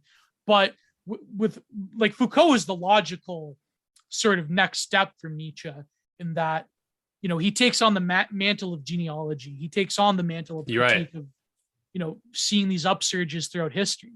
Whereas, so that's why he doesn't really affirm, if anything, like this has been the great frustration with certain people within queer theory, for example. The great frustration with Michel Foucault is that he doesn't exactly say what they want him to say. And then they sort of like cope and seethe about it. Then they mistranslate him or misappropriate his writings to be like, he's saying like trans rights are human rights or whatever, which I mean, if he was alive nowadays, he probably would say trans rights is human rights. But like, he doesn't even believe in human rights as a concept. Like that's the thing. He is very much an anti-humanist in a lot. Yeah. Oh yeah. I haven't read him extensively, but that's always been my reading, is that he was, influenced perhaps more by Nietzsche than anyone else. And that, he's involved in, this is a little bit untrue, probably because this is to bring a different thinker's language in, but sort of like Adorno from Frankfurt School sort of ended up with his negative dialectics, again, just kind of always being critical. Foucault is from that same broader sort of generation of thinkers where, as you said, he's very much involved in a negative, looking behind the surface of things, looking behind the surface of everything type of framework. And what, it doesn't really jive with anything like what modern progressivism is. Sort of the way that, Foucault used Nietzsche, and I do think I'm of the school of thought that it's inarguable that Nietzsche was a right-wing thinker, but Foucault was able to use his kind of dialect, his kind of critical take on things towards, whatever his ends were. It's like now the modern progressive left tries to use Foucault for their own purposes, but everyone's just in this process of, taking the sort of critical tools of these thinkers without necessarily signing on to their affirmative vision, whatever that may or may not be. I'm not as well read in Foucault as some, but my understanding is that he delineates a study of power structures and how they affect the individual person. Yeah. And so when that is something that you're studying and you lay out a system for how to analyze it, that's a tool. And either side can use it. Indeed, as Douthat said, and I think as Jeff Schulenberger has suggested, it's a good tool for the right now because like the left is in charge. So, use the weapons that we have. And if one weapon is a way to analyze power structures to show like, so these values that you say are like transcendental, these left liberal values, actually you just shaped society according to this Foucaultian system. And like, we can use it too. Yeah. Well, that's the thing, because power, what people don't understand is that with Foucault and Nietzsche, power is a generative force, not a repressive force only. It can repress, but power is a generative thing. The subject is created by power. That is what power knowledge is, right? Because what is the sort of the way he describes it is that he studies the lesions of power on the body in various ways. So it's not about like the repression of sexuality, the way that these trans people or whatever think. It's more of the production of that sexuality that really matters. It's power creates the subject to Foucault. I mean, you can say that it totally violates the notion, by the way, of like a true right-wing politics of like, that is an essentialism, which is that the subject is already ordained by us, either by God or through biology or through history, like take your right-wing flavor. But at the same time, I think that to bracket that, you could say very easily that the modern subject is created by power and knowledge, very easily. And it's inescapable. And I think that's why right-wingers hate Foucault, is because, well, apart from the other reasons why, but I think that his system, like, it's like the stupid, like, liberal, as much as I like him as a writer, my friend Apex loves him. Like the Charles Taylor Foucault essay is terrible because he's like, why? Well, how come Foucault can't give us an outside of power in terms of democratic action? It's like, that's like, to say that there's an outside of power to Foucault is like totally missing the point.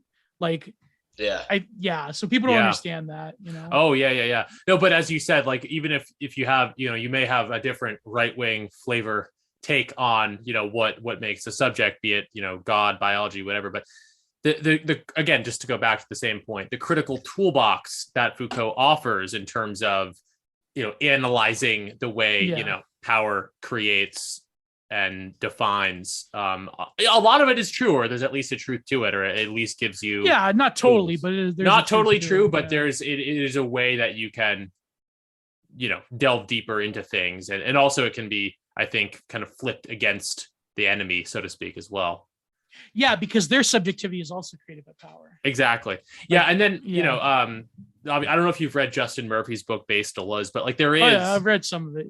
It's good. Deleuze may be a little bit more of a slightly easier appropriation by the right than Foucault and by some of these others, but there is that possibility there. I was pretty into critical theory just by virtue of being a philosophy major in college, and so like when I first kind of got quote unquote red pilled, I brought a lot of this into it, and it's always been clear to me that like, for as lefty as a lot of these thinkers are, like there really is no one wants to be too much of a theory cell because it's really arcane, but at the same time, like, it is fertile ground, because essentially what all these people are, no matter how left wing, is they are all students of Nietzsche, who again is the preeminent postmodernist right-wing thinker.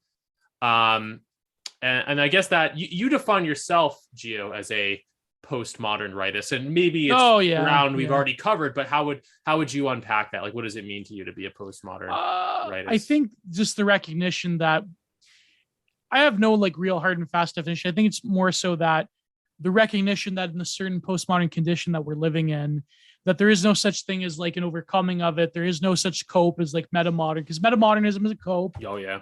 And our enemies have quite become accustomed to. Yeah.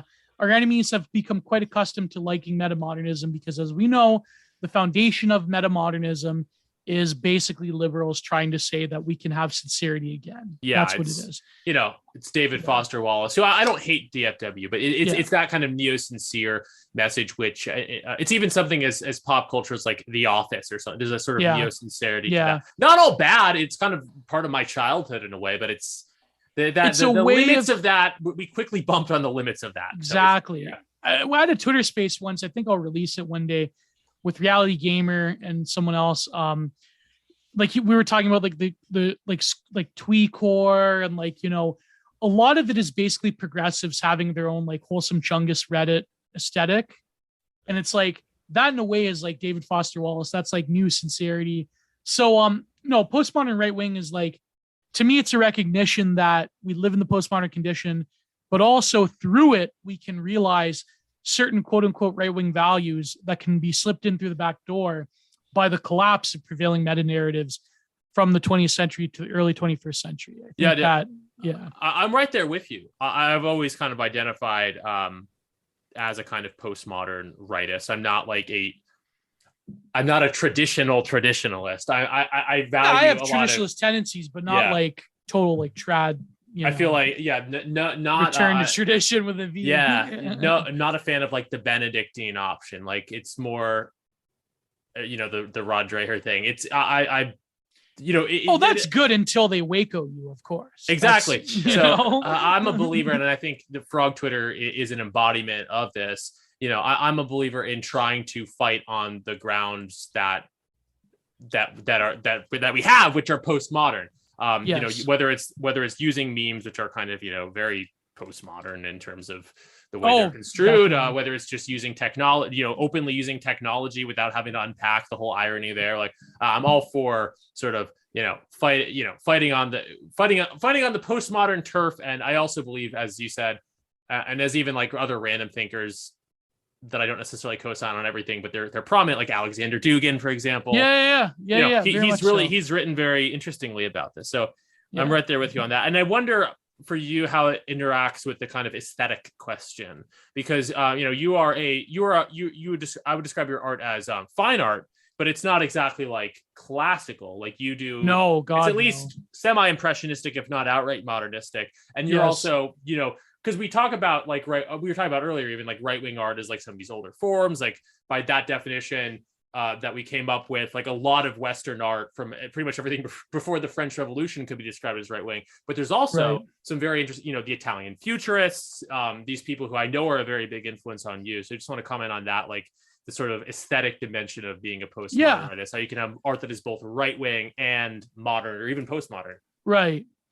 Well, I find elaborate copes to compensate for the fact that I don't have the skill level of Botticelli, but no, I think that there is, I think there was a period in expressionism from like the sort of early 20th century to the middle 20th century, where they very much as much as they are venerated by like shitlib academia, George Gross in particular, and other painters because they didn't like the Nazis.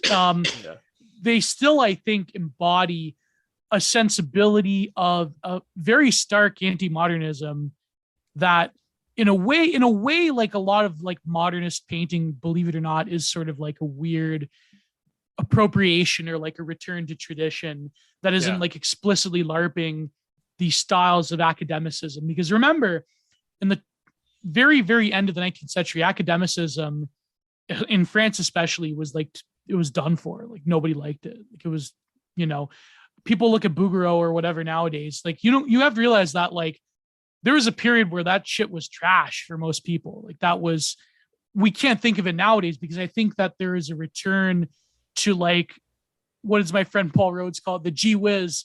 Like, ooh, gee whiz, that takes a lot of skill to do. I think that people nowadays, it seems that there's been a Reddit appropriation of fine art where it's like Bob Ross, Wholesome Chungus, but also like,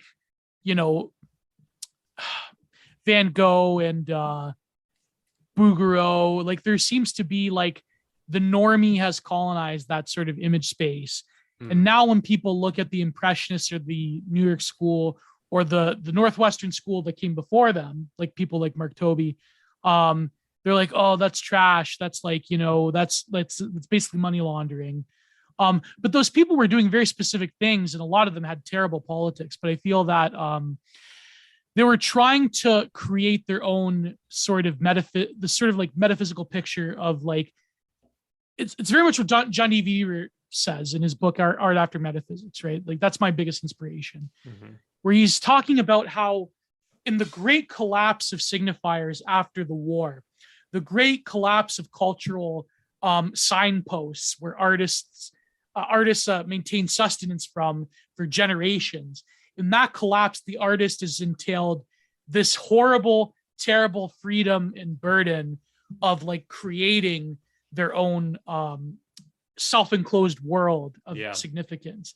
And so I feel that the right wing is also attempting this nowadays. We haven't truly gotten over it. I mean, nowadays, I think kitsch is obviously more stronger. Like people love illustration more. People love they want realism. They just want like a Wholesome Chungus version of it. They don't like, they look at a Bouguereau painting or some kind of illustration or something like digital art or whatever like that. Like early internet digital art was way different. Like it was actual fine art. Like nowadays people love like glossy illustration and you know, I don't know. I have a very troubled relationship to that, like illustration in particular. I think that people like what you were saying, Dan, like people, they want like shit that not just makes them feel good, shit that like they Junk think food. looks good, because they're like, oh, that takes a lot of skill to do. And there's artists that like have way more skill than I do. But like, I think that unfortunately, even the right wing falls into this trap of like, they equate skill with artistic merit. I mean, skill is but one vector of artistic merit. It's an important one, but like it's more of, I think, the ability to and again, this is very Heideggerian, the ability to create a window into a world that interrogates itself. So for example, you were saying about like right-wing art implying something else. That comes right, like when I wrote that essay, that comes right from Heidegger, in the sense of like his essay, The Origins of the Work of Art, where he's talking about the peasant shoes that Van Gogh painted. Right. Like, yeah. It's implying a world unto itself, whereas left-wing art implies a fictitious world that they want to hypostase into reality through various social engineering projects. So Cindy Sherman is a good example. Go and look up her series of photographs of like these mannequins of the 90s. They're like distorted and like, you know, I had to write about her in my essay, Abortion is Normal, Bodily Profanations. It was about the gallery. No, but like, if you look at that, like that very much is trying to create an image space for an instrumentalized political project that has yet to come into being. Whereas the right wing venerates things that imply a world that already exists, but is being destroyed systematically.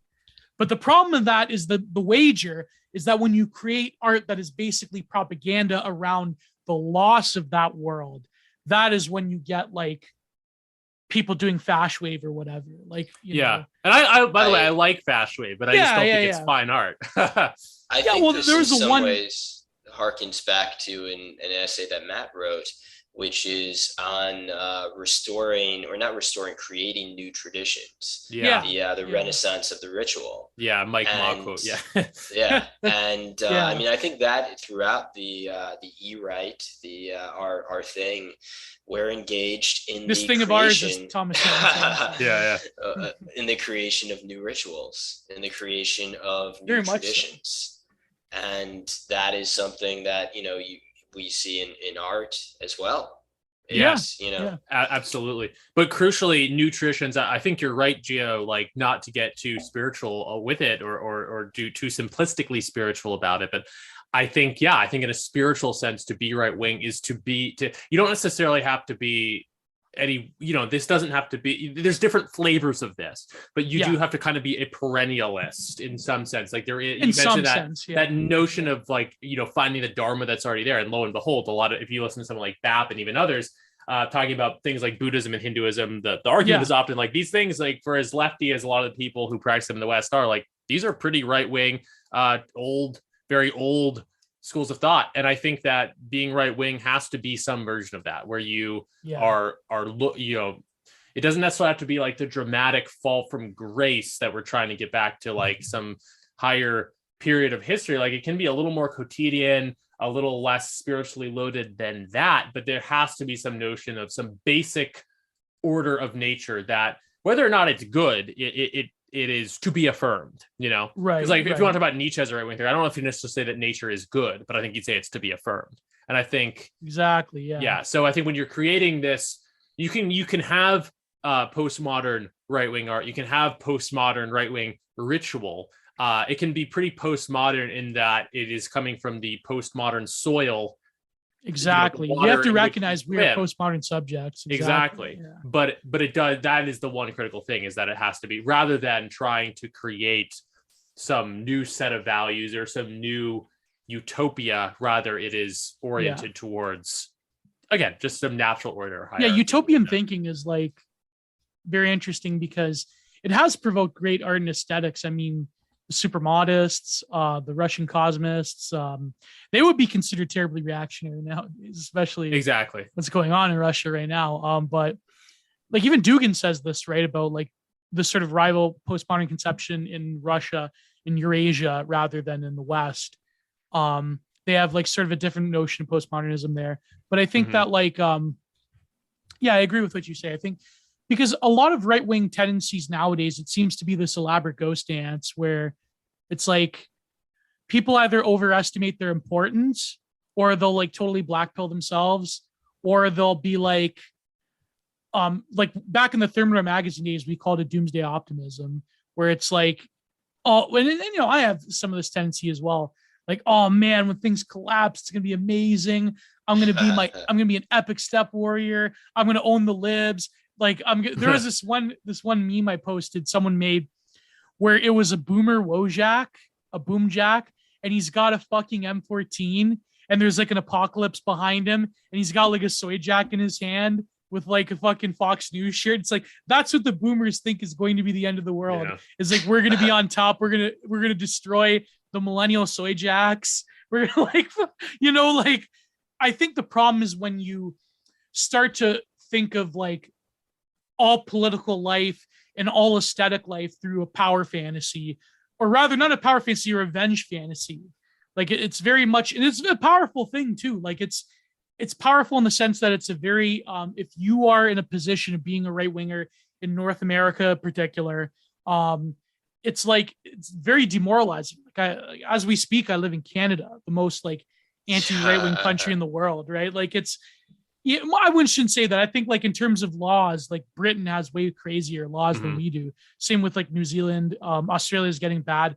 But like in terms of the culture, I mean, you couldn't have like a worse example of like the poster boy of the neoliberal global homogenous than Justin Trudeau. I mean, there's really no worse, right? So I'm saying this knowing that my own power fantasy is that, yeah, I wish this place would just fucking burn to the ground. Yeah. But then that's not realistic, number one.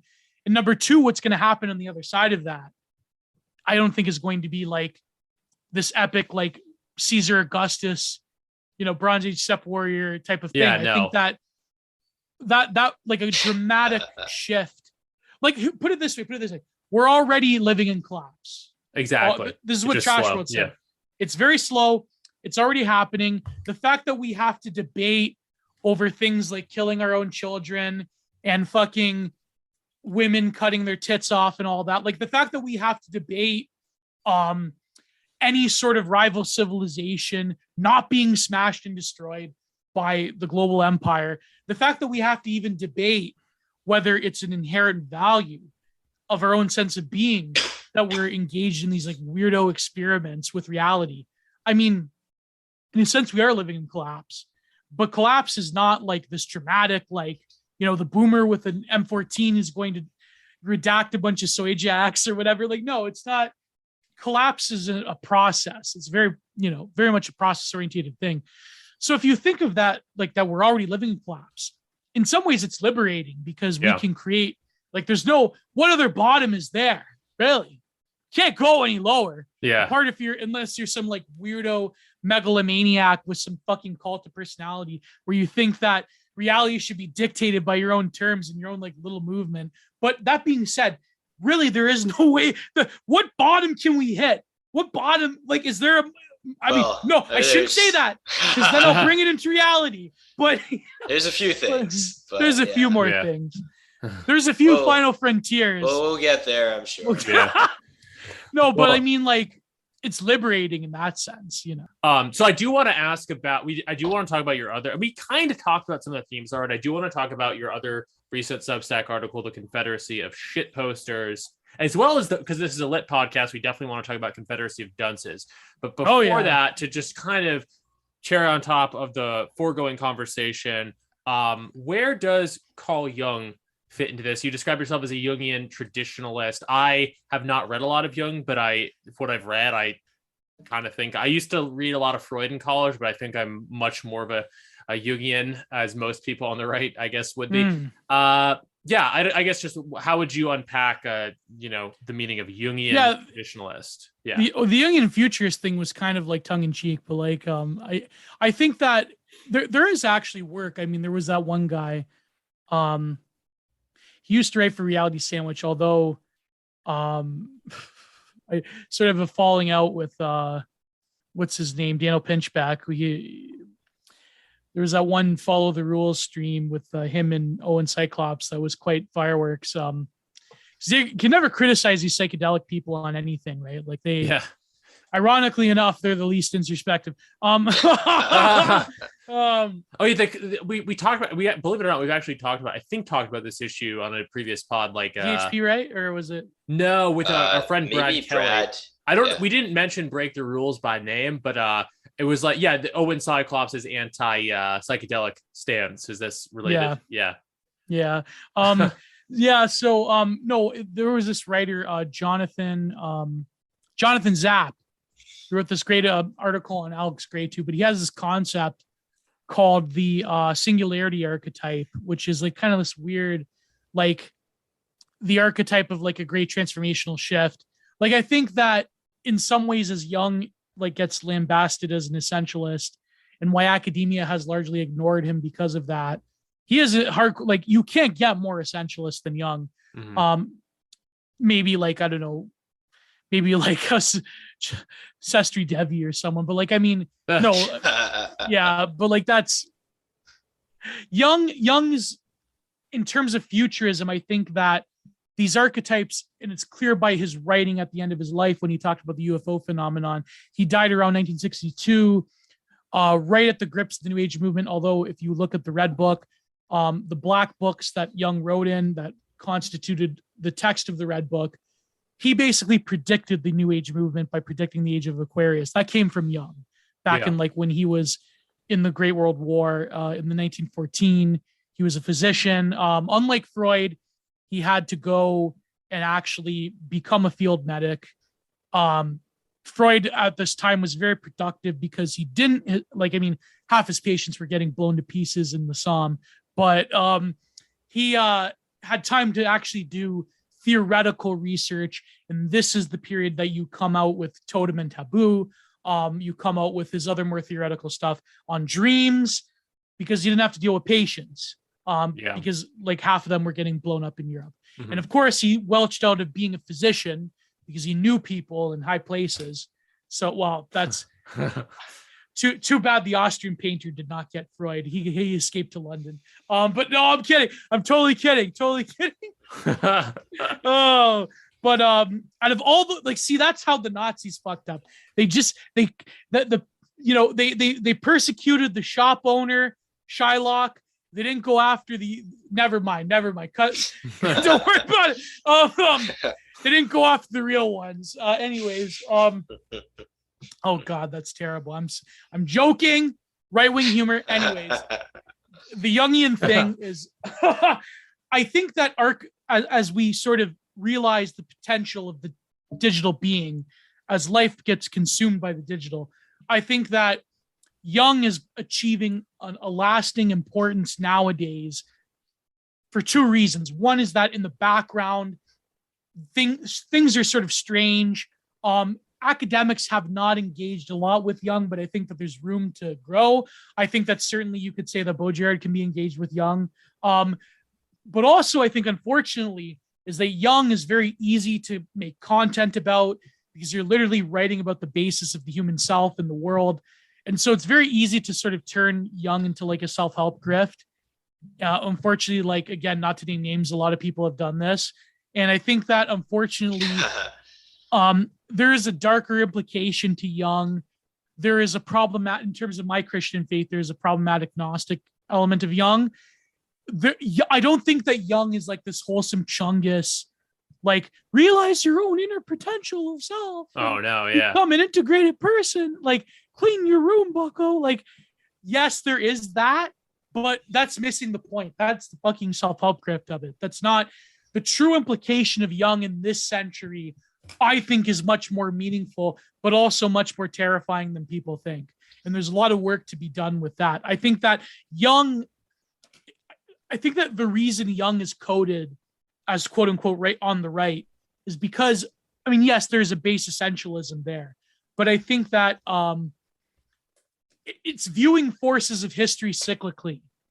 And he's saying that these archetypes, they transform and they transmigrate into newer forms. So for example, he talked about the UFO phenomenon. So in modernity, these things don't leave us. They're still there. The bricolage of the collective being, of the new sphere, the collective unconscious. It's still there, it's still present.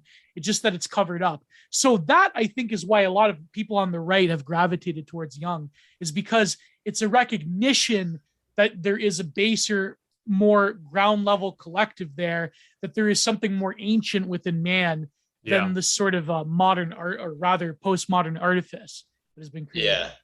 The collective unconscious is an inherently right-wing phenomenon, because in some ways the memory of our species is, it's a history, and it's a right-wing history. What's that A1 type, the Aryan bloodline, the A1 haplogroup? H1B. H1B, the H1B blood memory. The blood memory is real. Yeah, again, even just the notion of essentialism, of of there being a way that man is, that's not. And I don't even know if that's what you mean by essentialism, actually, but it's in defiance of the left wing, blank slatism, that's for sure. Create your own reality. I just want to jump in that was R1B. H1B is the visa to bring foreign workers in. So no, that's not. So H1B is the slave. Class. H1B is the slave class visa program. R1B is the Aryan step warrior. Yeah. But last thing I'll say on Jung is, one of my interests that I've kind of developed on this podcast that ties into that article of mine that Dan referenced earlier, the Renaissance of the Ritual article. I'm interested in kind of the weird sort of quasi right wing or potentially right wing underbelly of like new age stuff, and I think pretty much the Jung of it all. And you can still find Jung books in like any new age bookshop. That is I'm not saying new age is all based, because most of it's not, most of it's terrible, a lot of it's a grift, but like in as far as there is this ironic access to something more right wing within some of that, and definitely within traditional like theosophy and whatnot, it's you can find it through Jung. There are people that even write like hit pieces on Jung, like trying to equate him to the Austrian painters regime. There's that one book called was it called Jung the Aryan God? Like trying to Jung the Aryan God, or Return of the Aryan God or something. It was like basically saying that, equating Jung with like Volkism of, well, look, I mean, I don't think equating is a stretch, but the dialogue between those two things is very powerful, is there for sure. I know that like the Nazis gave him a pass or whatever, but like I mean, people on the one end, like they make too much out of it, but on the other end it's like I think like Freud has basically created a lot of like inadvertently created a lot of leftist ideology, especially when it comes to sexual politics, that Jung is sort of ripe for appropriation by the political right for a number of reasons. And like Freud is like, I think like the Freudian Lacanian sort of Wilhelm Reich aspect of it, of sort of like, that's why they were sort of treated better in academia than Jung, because, Jung is for like the new age fair shit. Freud is for serious philosophers, especially serious gender politics, because that is essentially affirming what Jung ran against, which is a very libidinized set of, libidinal aspect of the self that is, that I think it really is at the core of a lot of left-wing sexual politics. Whereas Jung is saying that the picture of the self is much more broader. The picture of human sexuality is also much more broader. And he has a lot of quote unquote problematic things when it comes to the picture of man and the picture of woman. Now, there has been a lot of like new agers that have like, for example, like critiqued patriarchy or whatever. There's like Marie-Louise von Franz. There's like Marion Woodman. There's like other like thinkers that take up Jung in like at least a proto left-wing way, but like not the like left-wing politics of 2021. That is unthinkable. Because you and Freud, I kind of have, not to defend him too much, but I kind of think, I don't necessarily think Freud was that left-wing. I think it's more that he was very appropriated thereby. And it hasn't happened with Jung as much, probably because the work is more resistant, but it could happen and has a little bit.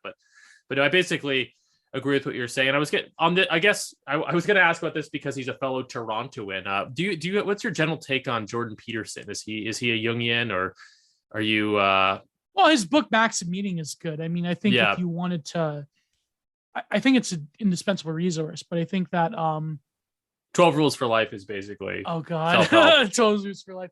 No, I think like Jordan Peterson.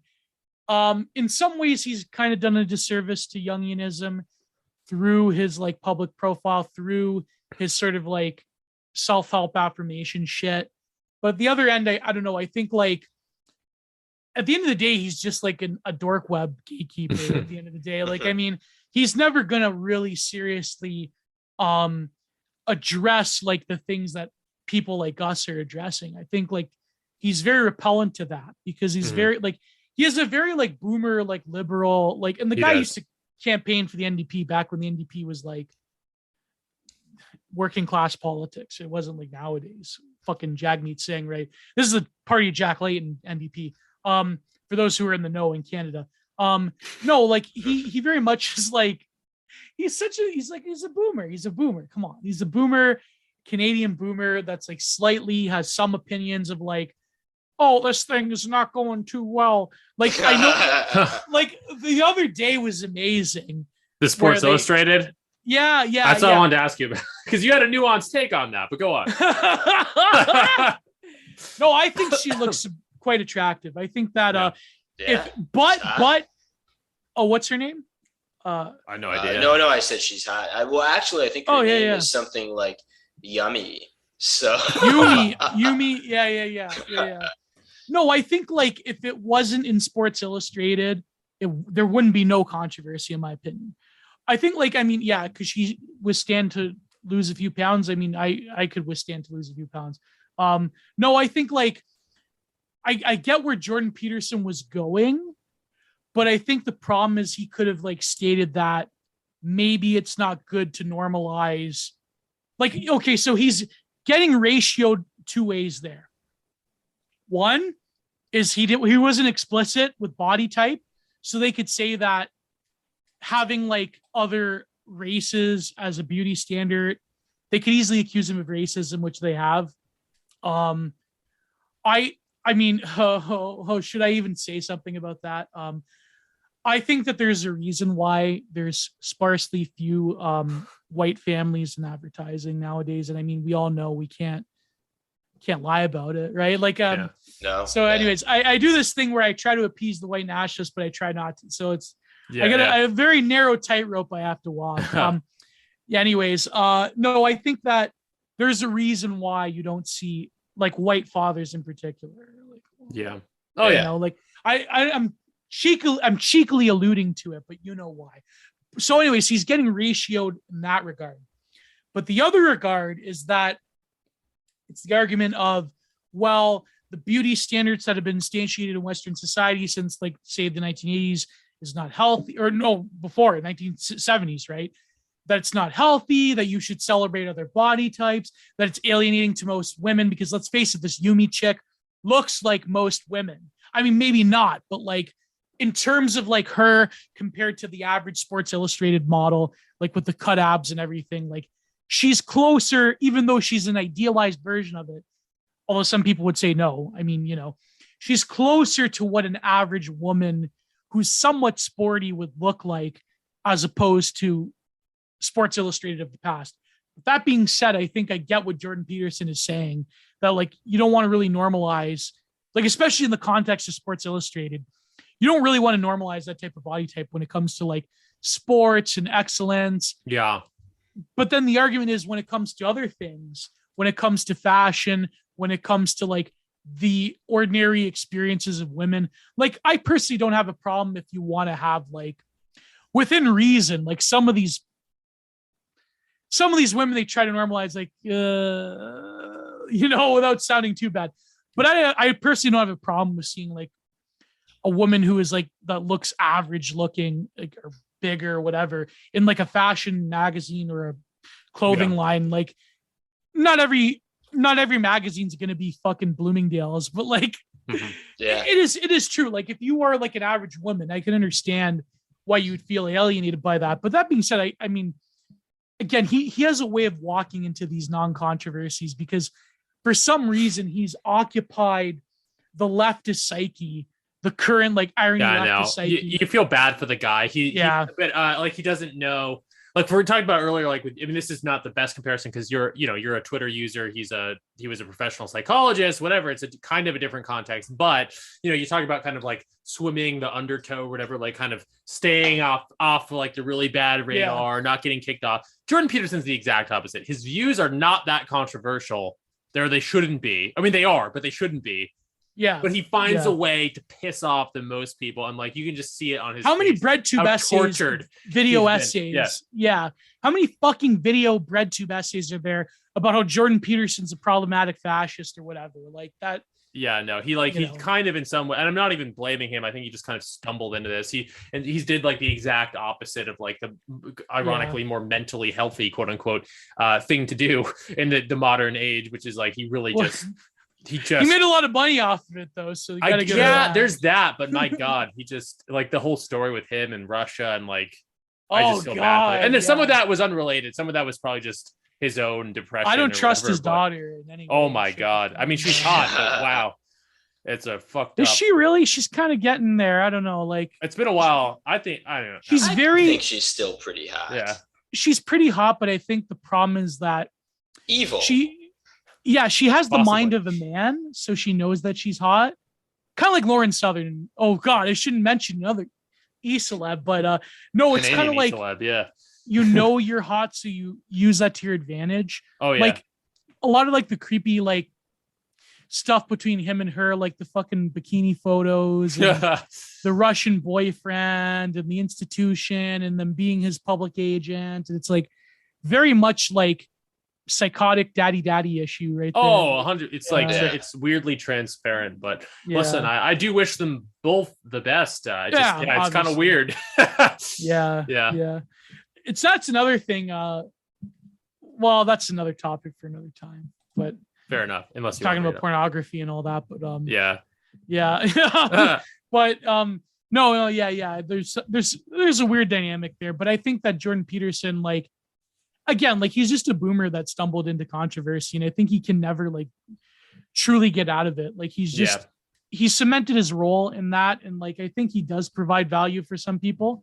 But I mean, the notion that you're gonna watch a Jordan Peterson video and then go on to like, I don't know, like what would be like a middle ground between like, what's the middle ground between Jordan Peterson and TRS? I don't know. Or Jordan Peterson. Maybe you. I don't know. Maybe. Yeah, pretty much. Go on Twitter. Like, I guess. BAP could be. I mean, that was an old thing for a while. Yeah. And I think there's some truth to it. Yeah.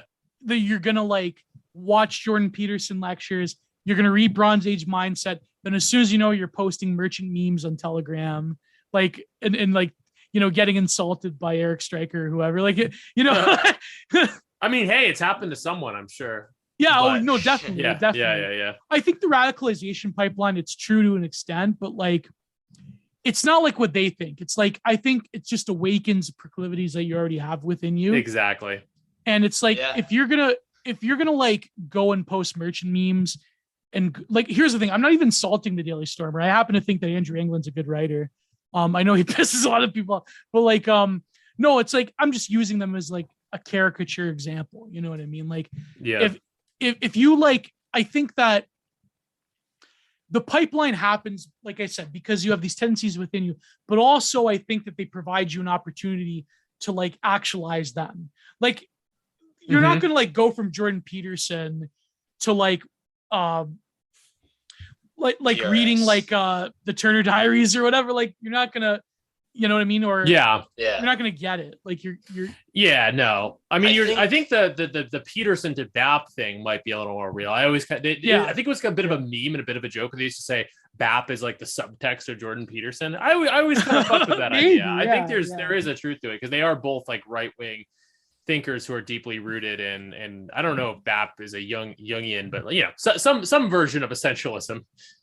Certainly. Oh, definitely. Think there's so much of a rabbit hole as just like I think we all kind of have the same red pilled knowledge, which is basically HBD. And once you get that knowledge, it's, like some people, respond to it differently. And it's not a rabbit hole.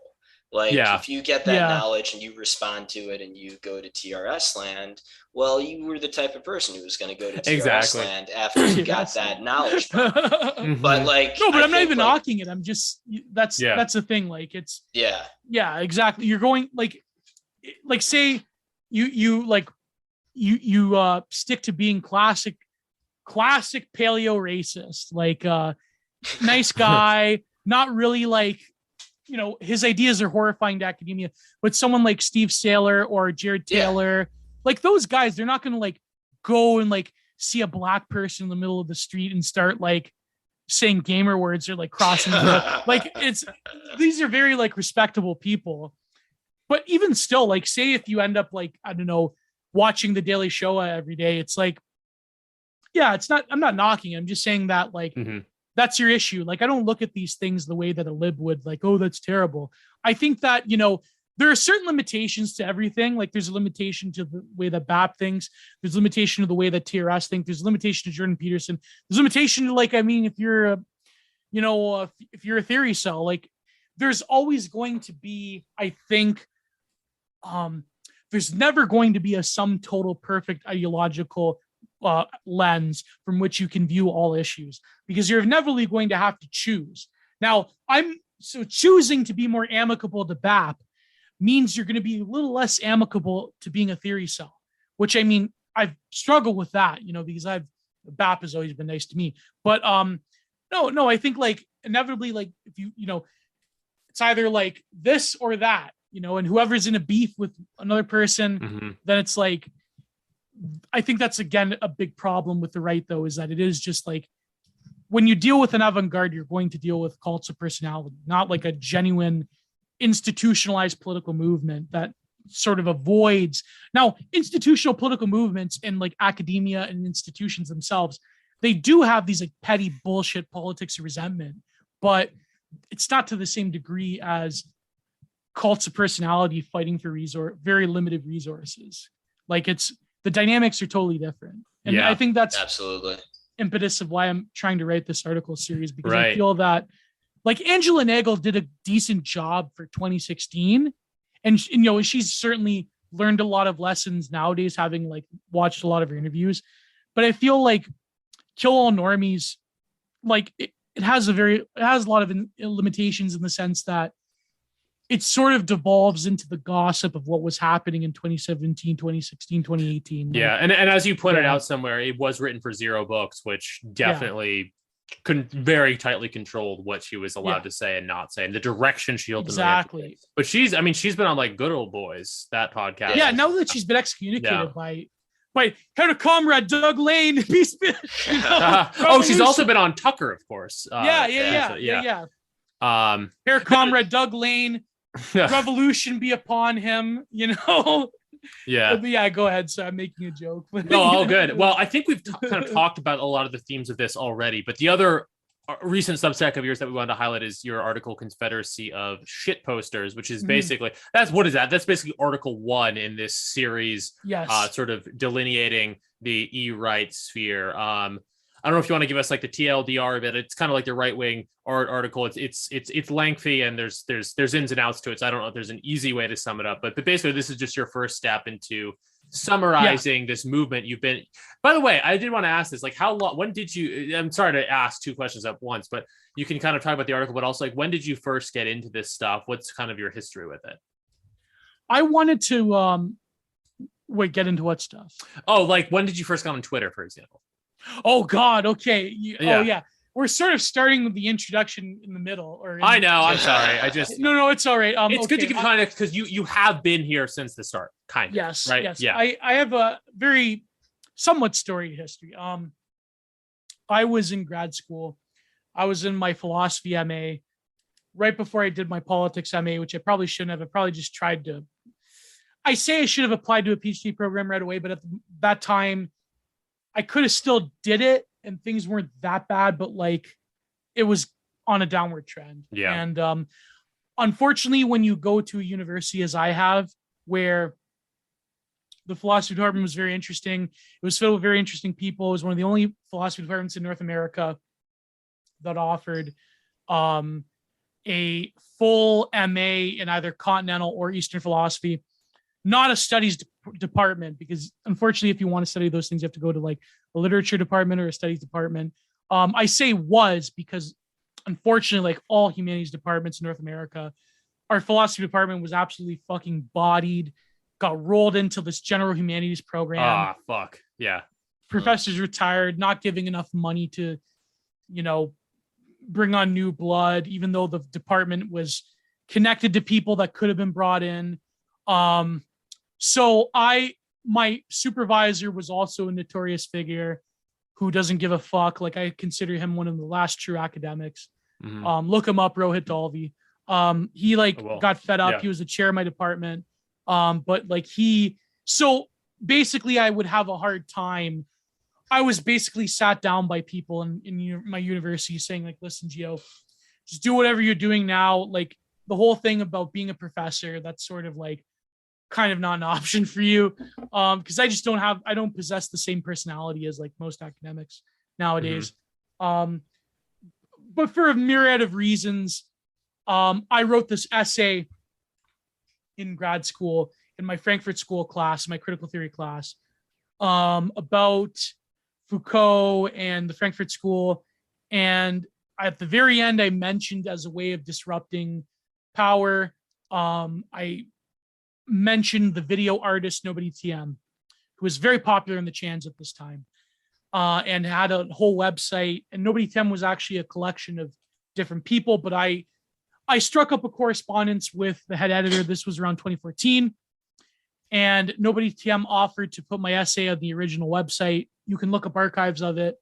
The essay is published on my WordPress as well. It's the one that pretty much everyone knows me from, Beholding a New Pale Horse. And I was offered to write for West Coast Reactionaries. I struck up a friendship with Adam Wallace. That's how I met Matthew the Stout, what I would consider one of my best friends ever. So I was writing for West Coast, but then West Coast, Adam Wallace decided to leave. He became quite a big figure in the movement. And this is when I was convinced by them to go on Twitter. I have my Twitter account says it was created in like 2012, but that was because I had a Twitter account that I forgot about. I didn't go on it. This was when Twitter was getting bigger. I didn't care about it, whatever. Then that's when I went on Twitter, was around 2014. And this is when I discovered Frog Twitter and all the original posters. So I've been around since then. And so what happened was West Coast went by the wayside because Adam Wallace left for his own personal reasons, because he was a young guy himself, and he was sort of like placed upon this role of being like the number one right-wing theory cell. So what happened though, I was in contact with the man who would create Thermidor magazine, and I decided to jump ship because I was like the first one that, I was the first one to be informed that West Coast was going under. So then I decided to go with Thermidor magazine. And that is when I was introduced to, I had read some stuff before, but this is when I was introduced to the right-wing, like reactionary blogger sphere. People like Moldbug and, others. I was in a group of like very talented writers, people that are still around from that day. A lot of people left. So this is when Frog Twitter was a united force. Yeah. This is when you would have people that were Thermidor magazine and Social Matter became the landing zone of like the serious writing that was happening. But you had people from forums, you had like the biggest e-celebs. All of them were sort of presenting a united front around 2016. But there was cracks in the surface between two big people in particular. People don't know this, but BAP and who, the Thinker of Ironies, they sort of always hated each other. They sort of always never liked each other, but it was just, they could tolerate each other because they were relatively smaller fishes in a growing pond. But when BAP achieved his ascendancy, and to the point where, I remember going into the grad lounge my other supervisor in poli sci, he's like, yeah, so what's this thing about Bronze Age mindset? And I'm like, I was mutuals with that at the time. And so it was very weird. I think like I've sort of seen the genealogy of like the way Frog Twitter, the way the E-Right is developed. And I've sort of like, there's always a cycle attached to the way in which things go up and things go down, the way that there's a dark age and a renaissance of posting. So I wanted to like comment upon or like do a sort of mapping, not necessarily of all the players involved, but rather the sort of the meta modes of like sort of, intellectual engagement and discourse in these like, online right-wing spaces. And definitely. I feel like Angela Nagel was only doing a portion of that job for that particular time period. But the thing is, we still, like I've said in the beginning of this, like we still live in the shadow of 2016. Oh yeah, definitely. No, that's one thing that the Confederacy of Shitposters article really does a good job of kind of mapping out, is of how we're still living in that shadow, and how, but for good or for bad, for good or for bad, for good or for ill. I think we've covered a lot of kind of just the article. People should absolutely go and read it. And we are coming up on a little over 2 hours now, so we should probably wrap up the show. But before we do, we definitely have to talk about the title of Confederacy of Shitposters, because this is a literature podcast, is taken from Confederacy of Dunces. Yeah. Do you want to just kind of map out real quick what's the comparison there? The main character in Confederacy of Dunces is Ignatius J. Riley, who's a bit of and Dan I've actually not read the book, so Dan can sum it up too. So I wrote a novel that is actually kind of thematically and stylistically similar to Confederacy of Dunces. It's called Nutcranker. It's coming out with Terror House. But Nutcranker. Exactly. Nice. So Nutcranker is coming out. But moving on from that plug there, I'm a big fan of Confederacy of Dunces. And so it kind of it's written in the 60s, obviously, the early 60s, and it imagines a sort of proto edgelord, proto neat, who, if he were alive today, Ignatius J. Riley would be an edgelord neat. He's a monarchist. He would literally be a Chan poster nowadays. He's literally a monarchist in the book. So it's like today, if you're like, in the E-Right, you're like, oh wow, well this guy, he knew what was up. Yeah. I was always fascinated because people kept comparing me to Ignatius, which I mean is kind of true. Like sort of someone who's steeped in like traditionalism, but is painfully modern, someone who lives contradiction, someone who's a neat, who like is repulsed by, but at the same time attracted to weird freaks. And I feel like the obsession with like right-wing schizo posting, like the schizo poster becomes the bauble of interest intellectually. But I think like Ignatius has so many characteristics of like the E-Right poster. But now instead of going out into the jungle of like, was it New York City? No, Louisiana? New Orleans. New Orleans, yeah.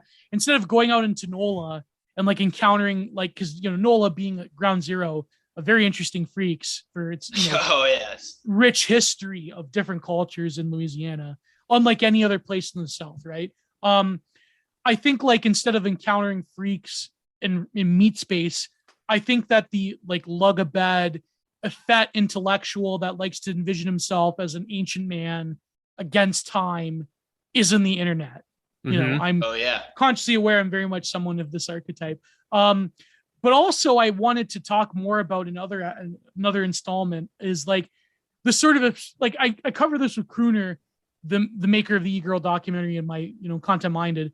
The sort of like obsessions with the E-Girl, and even like why like right-wing men are obsessed with certain like leftoid femoids figures. I wanted to talk about that as well, given what you wrote about Ignatius' relationship with Myrna.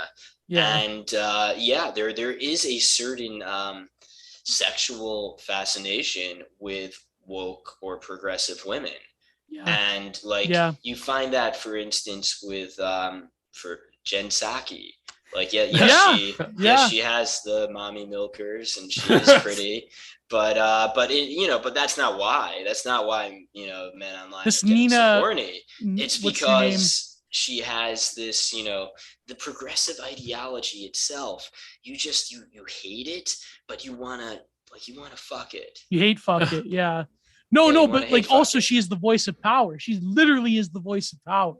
That Jen too, Psaki, yeah. I mean, there's a weird BDSM thing going on. Yeah. No, I mean, she has the power. She's like, fully this like progressive women have embraced degeneracy. Yeah. And so, but that embrace of degeneracy, is that in some way a heightening of femininity? Because when women are left to their natural, state, they tend toward the longhouse. Yeah. This Nina woman, what's her name? The new Supreme Court justice? No. Oh God, no. Like there's still there. I mean, Ketanji Brown. Like no. I think like the E-right is far too racist to admit their race play fantasy. But I think the something we could talk about. No, the truth czar, the Nina. Oh yes, I know, the theater girl. Yeah, Nina, Jesus Christ! Yeah. Jankowicz. Something. Jankowicz. Moskowitz. Yeah. Jankowicz. Whatever. I think it's Jankowicz. Yeah. Jankowski or something. Jankowski. Yeah. I think like she is another powerful, like because she has very masculine features, and the way she talks, it's like imagine the most like airheaded like Twitter moderator. You just want to like literally enact some kind of like borderline sexual assault fantasy that these right wingers have. I swear it sounds crazy, but this obsession with them. Like, okay, let me set the stage. So as you know, Mirna Minkoff, yeah, she is literally a Jewish cat lady glasses shit lib activist that talks 100%. About social. And like Nadius like basically threatens to kidnap her and to like bride sack her. Like Nadius is obsessed with this woman, but she's like literally the antithesis. She's literally a Jewish activist woman that is like anything. Imagine like all the fucking stereotype of a shit lib woman that a right winger has. She is it. But Ignatius cannot get enough of this woman. Ignatius fantasizes about marrying her. Like there's a real like sexual appeal. And I think that is true on the other side as well. Progressive women, they want right-wing men. They want, sexually, they want right-wing. Maybe they don't want a right-wing boyfriend. But I think it's in that sense, it's exactly the same. Like you want to the rad femmes that hang around Jen Psaki, but you don't want to, date her. You don't want to marry her because your kids will be taught to be trans or whatever. Yeah. If you have kids at all, if you have kids at all, extinguish them in the womb. Like that's know. No, but like there's that sort of weird sexual compulsion there. I feel there's a libidinal element to it. I think but then why do you think the e-girl plagues the mind of the right winger? Why do you think the e-girl, like the rad femme in particular, like fucking is like, in the one end, we're extremely hideously repulsed by them because let's face it, they have kind of shitty opinions about, well, a lot of things. But at the same time, there's something about the rad femmes that just keep us going, that just compel us to engage with them. They're very much a succubus in that way. Like they're very much like they're a discourse succubus. But like, why do you think I said this once, and there's kind of a possibility that I'm going to interview her one day. Mm-hmm. You know what I'm talking about? Rad femme. Oh yes. I said this once on Follow the Rules. There's a compulsion there. Because remember, a lot of people, they wanted to envision her as a 500-pound black woman. I remember Sir H.P. Lovecraft tweeted this. Like, he's my friend. I owe him the world. He's given me so much advice over the years. He tweeted this photo of this like sassy overweight black woman, like he's like, this is the docs of Rad Femme Hitler. But she actually looks like a fucking Aryan princess, right? I didn't realize there was actually a picture of her. Yeah, she looks like an Aryan blonde steppe woman. She looks like a wheat field girl. And so it's like there's some kind of like weird complex there why these supposed hyper masculine right-wing men, they're like going out of their way to take the bait from Rad Femme Hitler.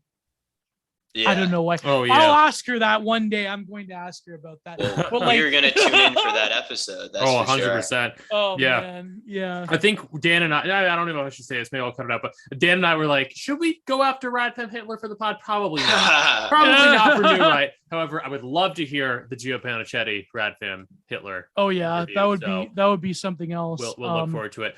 We should probably wrap this show. We tend not to go for too much longer than 2 hours. But before we do that, and you kind of already talked about some of your recent projects at the top, but like anything else you want to pitch, Gio? Anything at all? Pitch. Oh, you cut out for a bit there. Yeah, I went the whole show without cutting out, and now I just did. But now I'm back. Cutting out. Yeah. I think no. Content Minded's going strong. I have a bunch of interviews lined up. I'm gonna try to get back into art. My seller's website. I'm going to actually start on Monday if I have the chance. I'm going to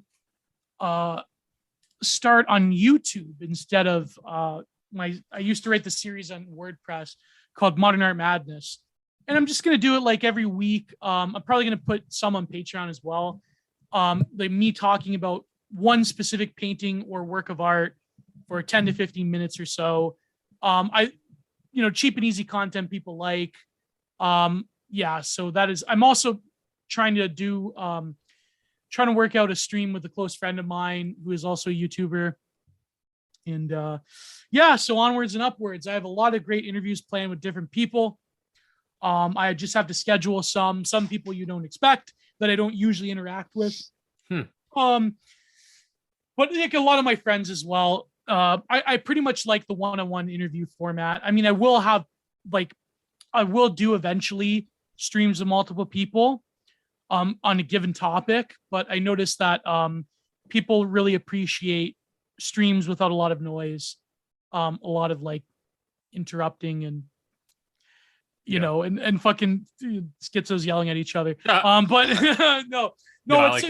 Content Minded is going great on both YouTube and Patreon. I'm in the process of uploading everything as a backup to Odyssey, but I'm also going to start uploading Content Minded and Style Talks, which is the semi-regular art podcast I do with Matthew the Stout.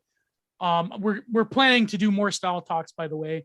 I eventually want to bring in my friend Finn de Villers, the sculptor. But no, I'm gonna put it, I think, on Anchor because people are requesting something that you can download. So Anchor is of course free.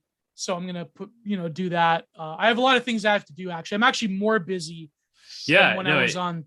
It seems like you're keeping busy, but no, we'll definitely be tuned in, and all of our listeners should definitely, if you haven't already, check out Gio's stuff. It's really top tier content. Thank you.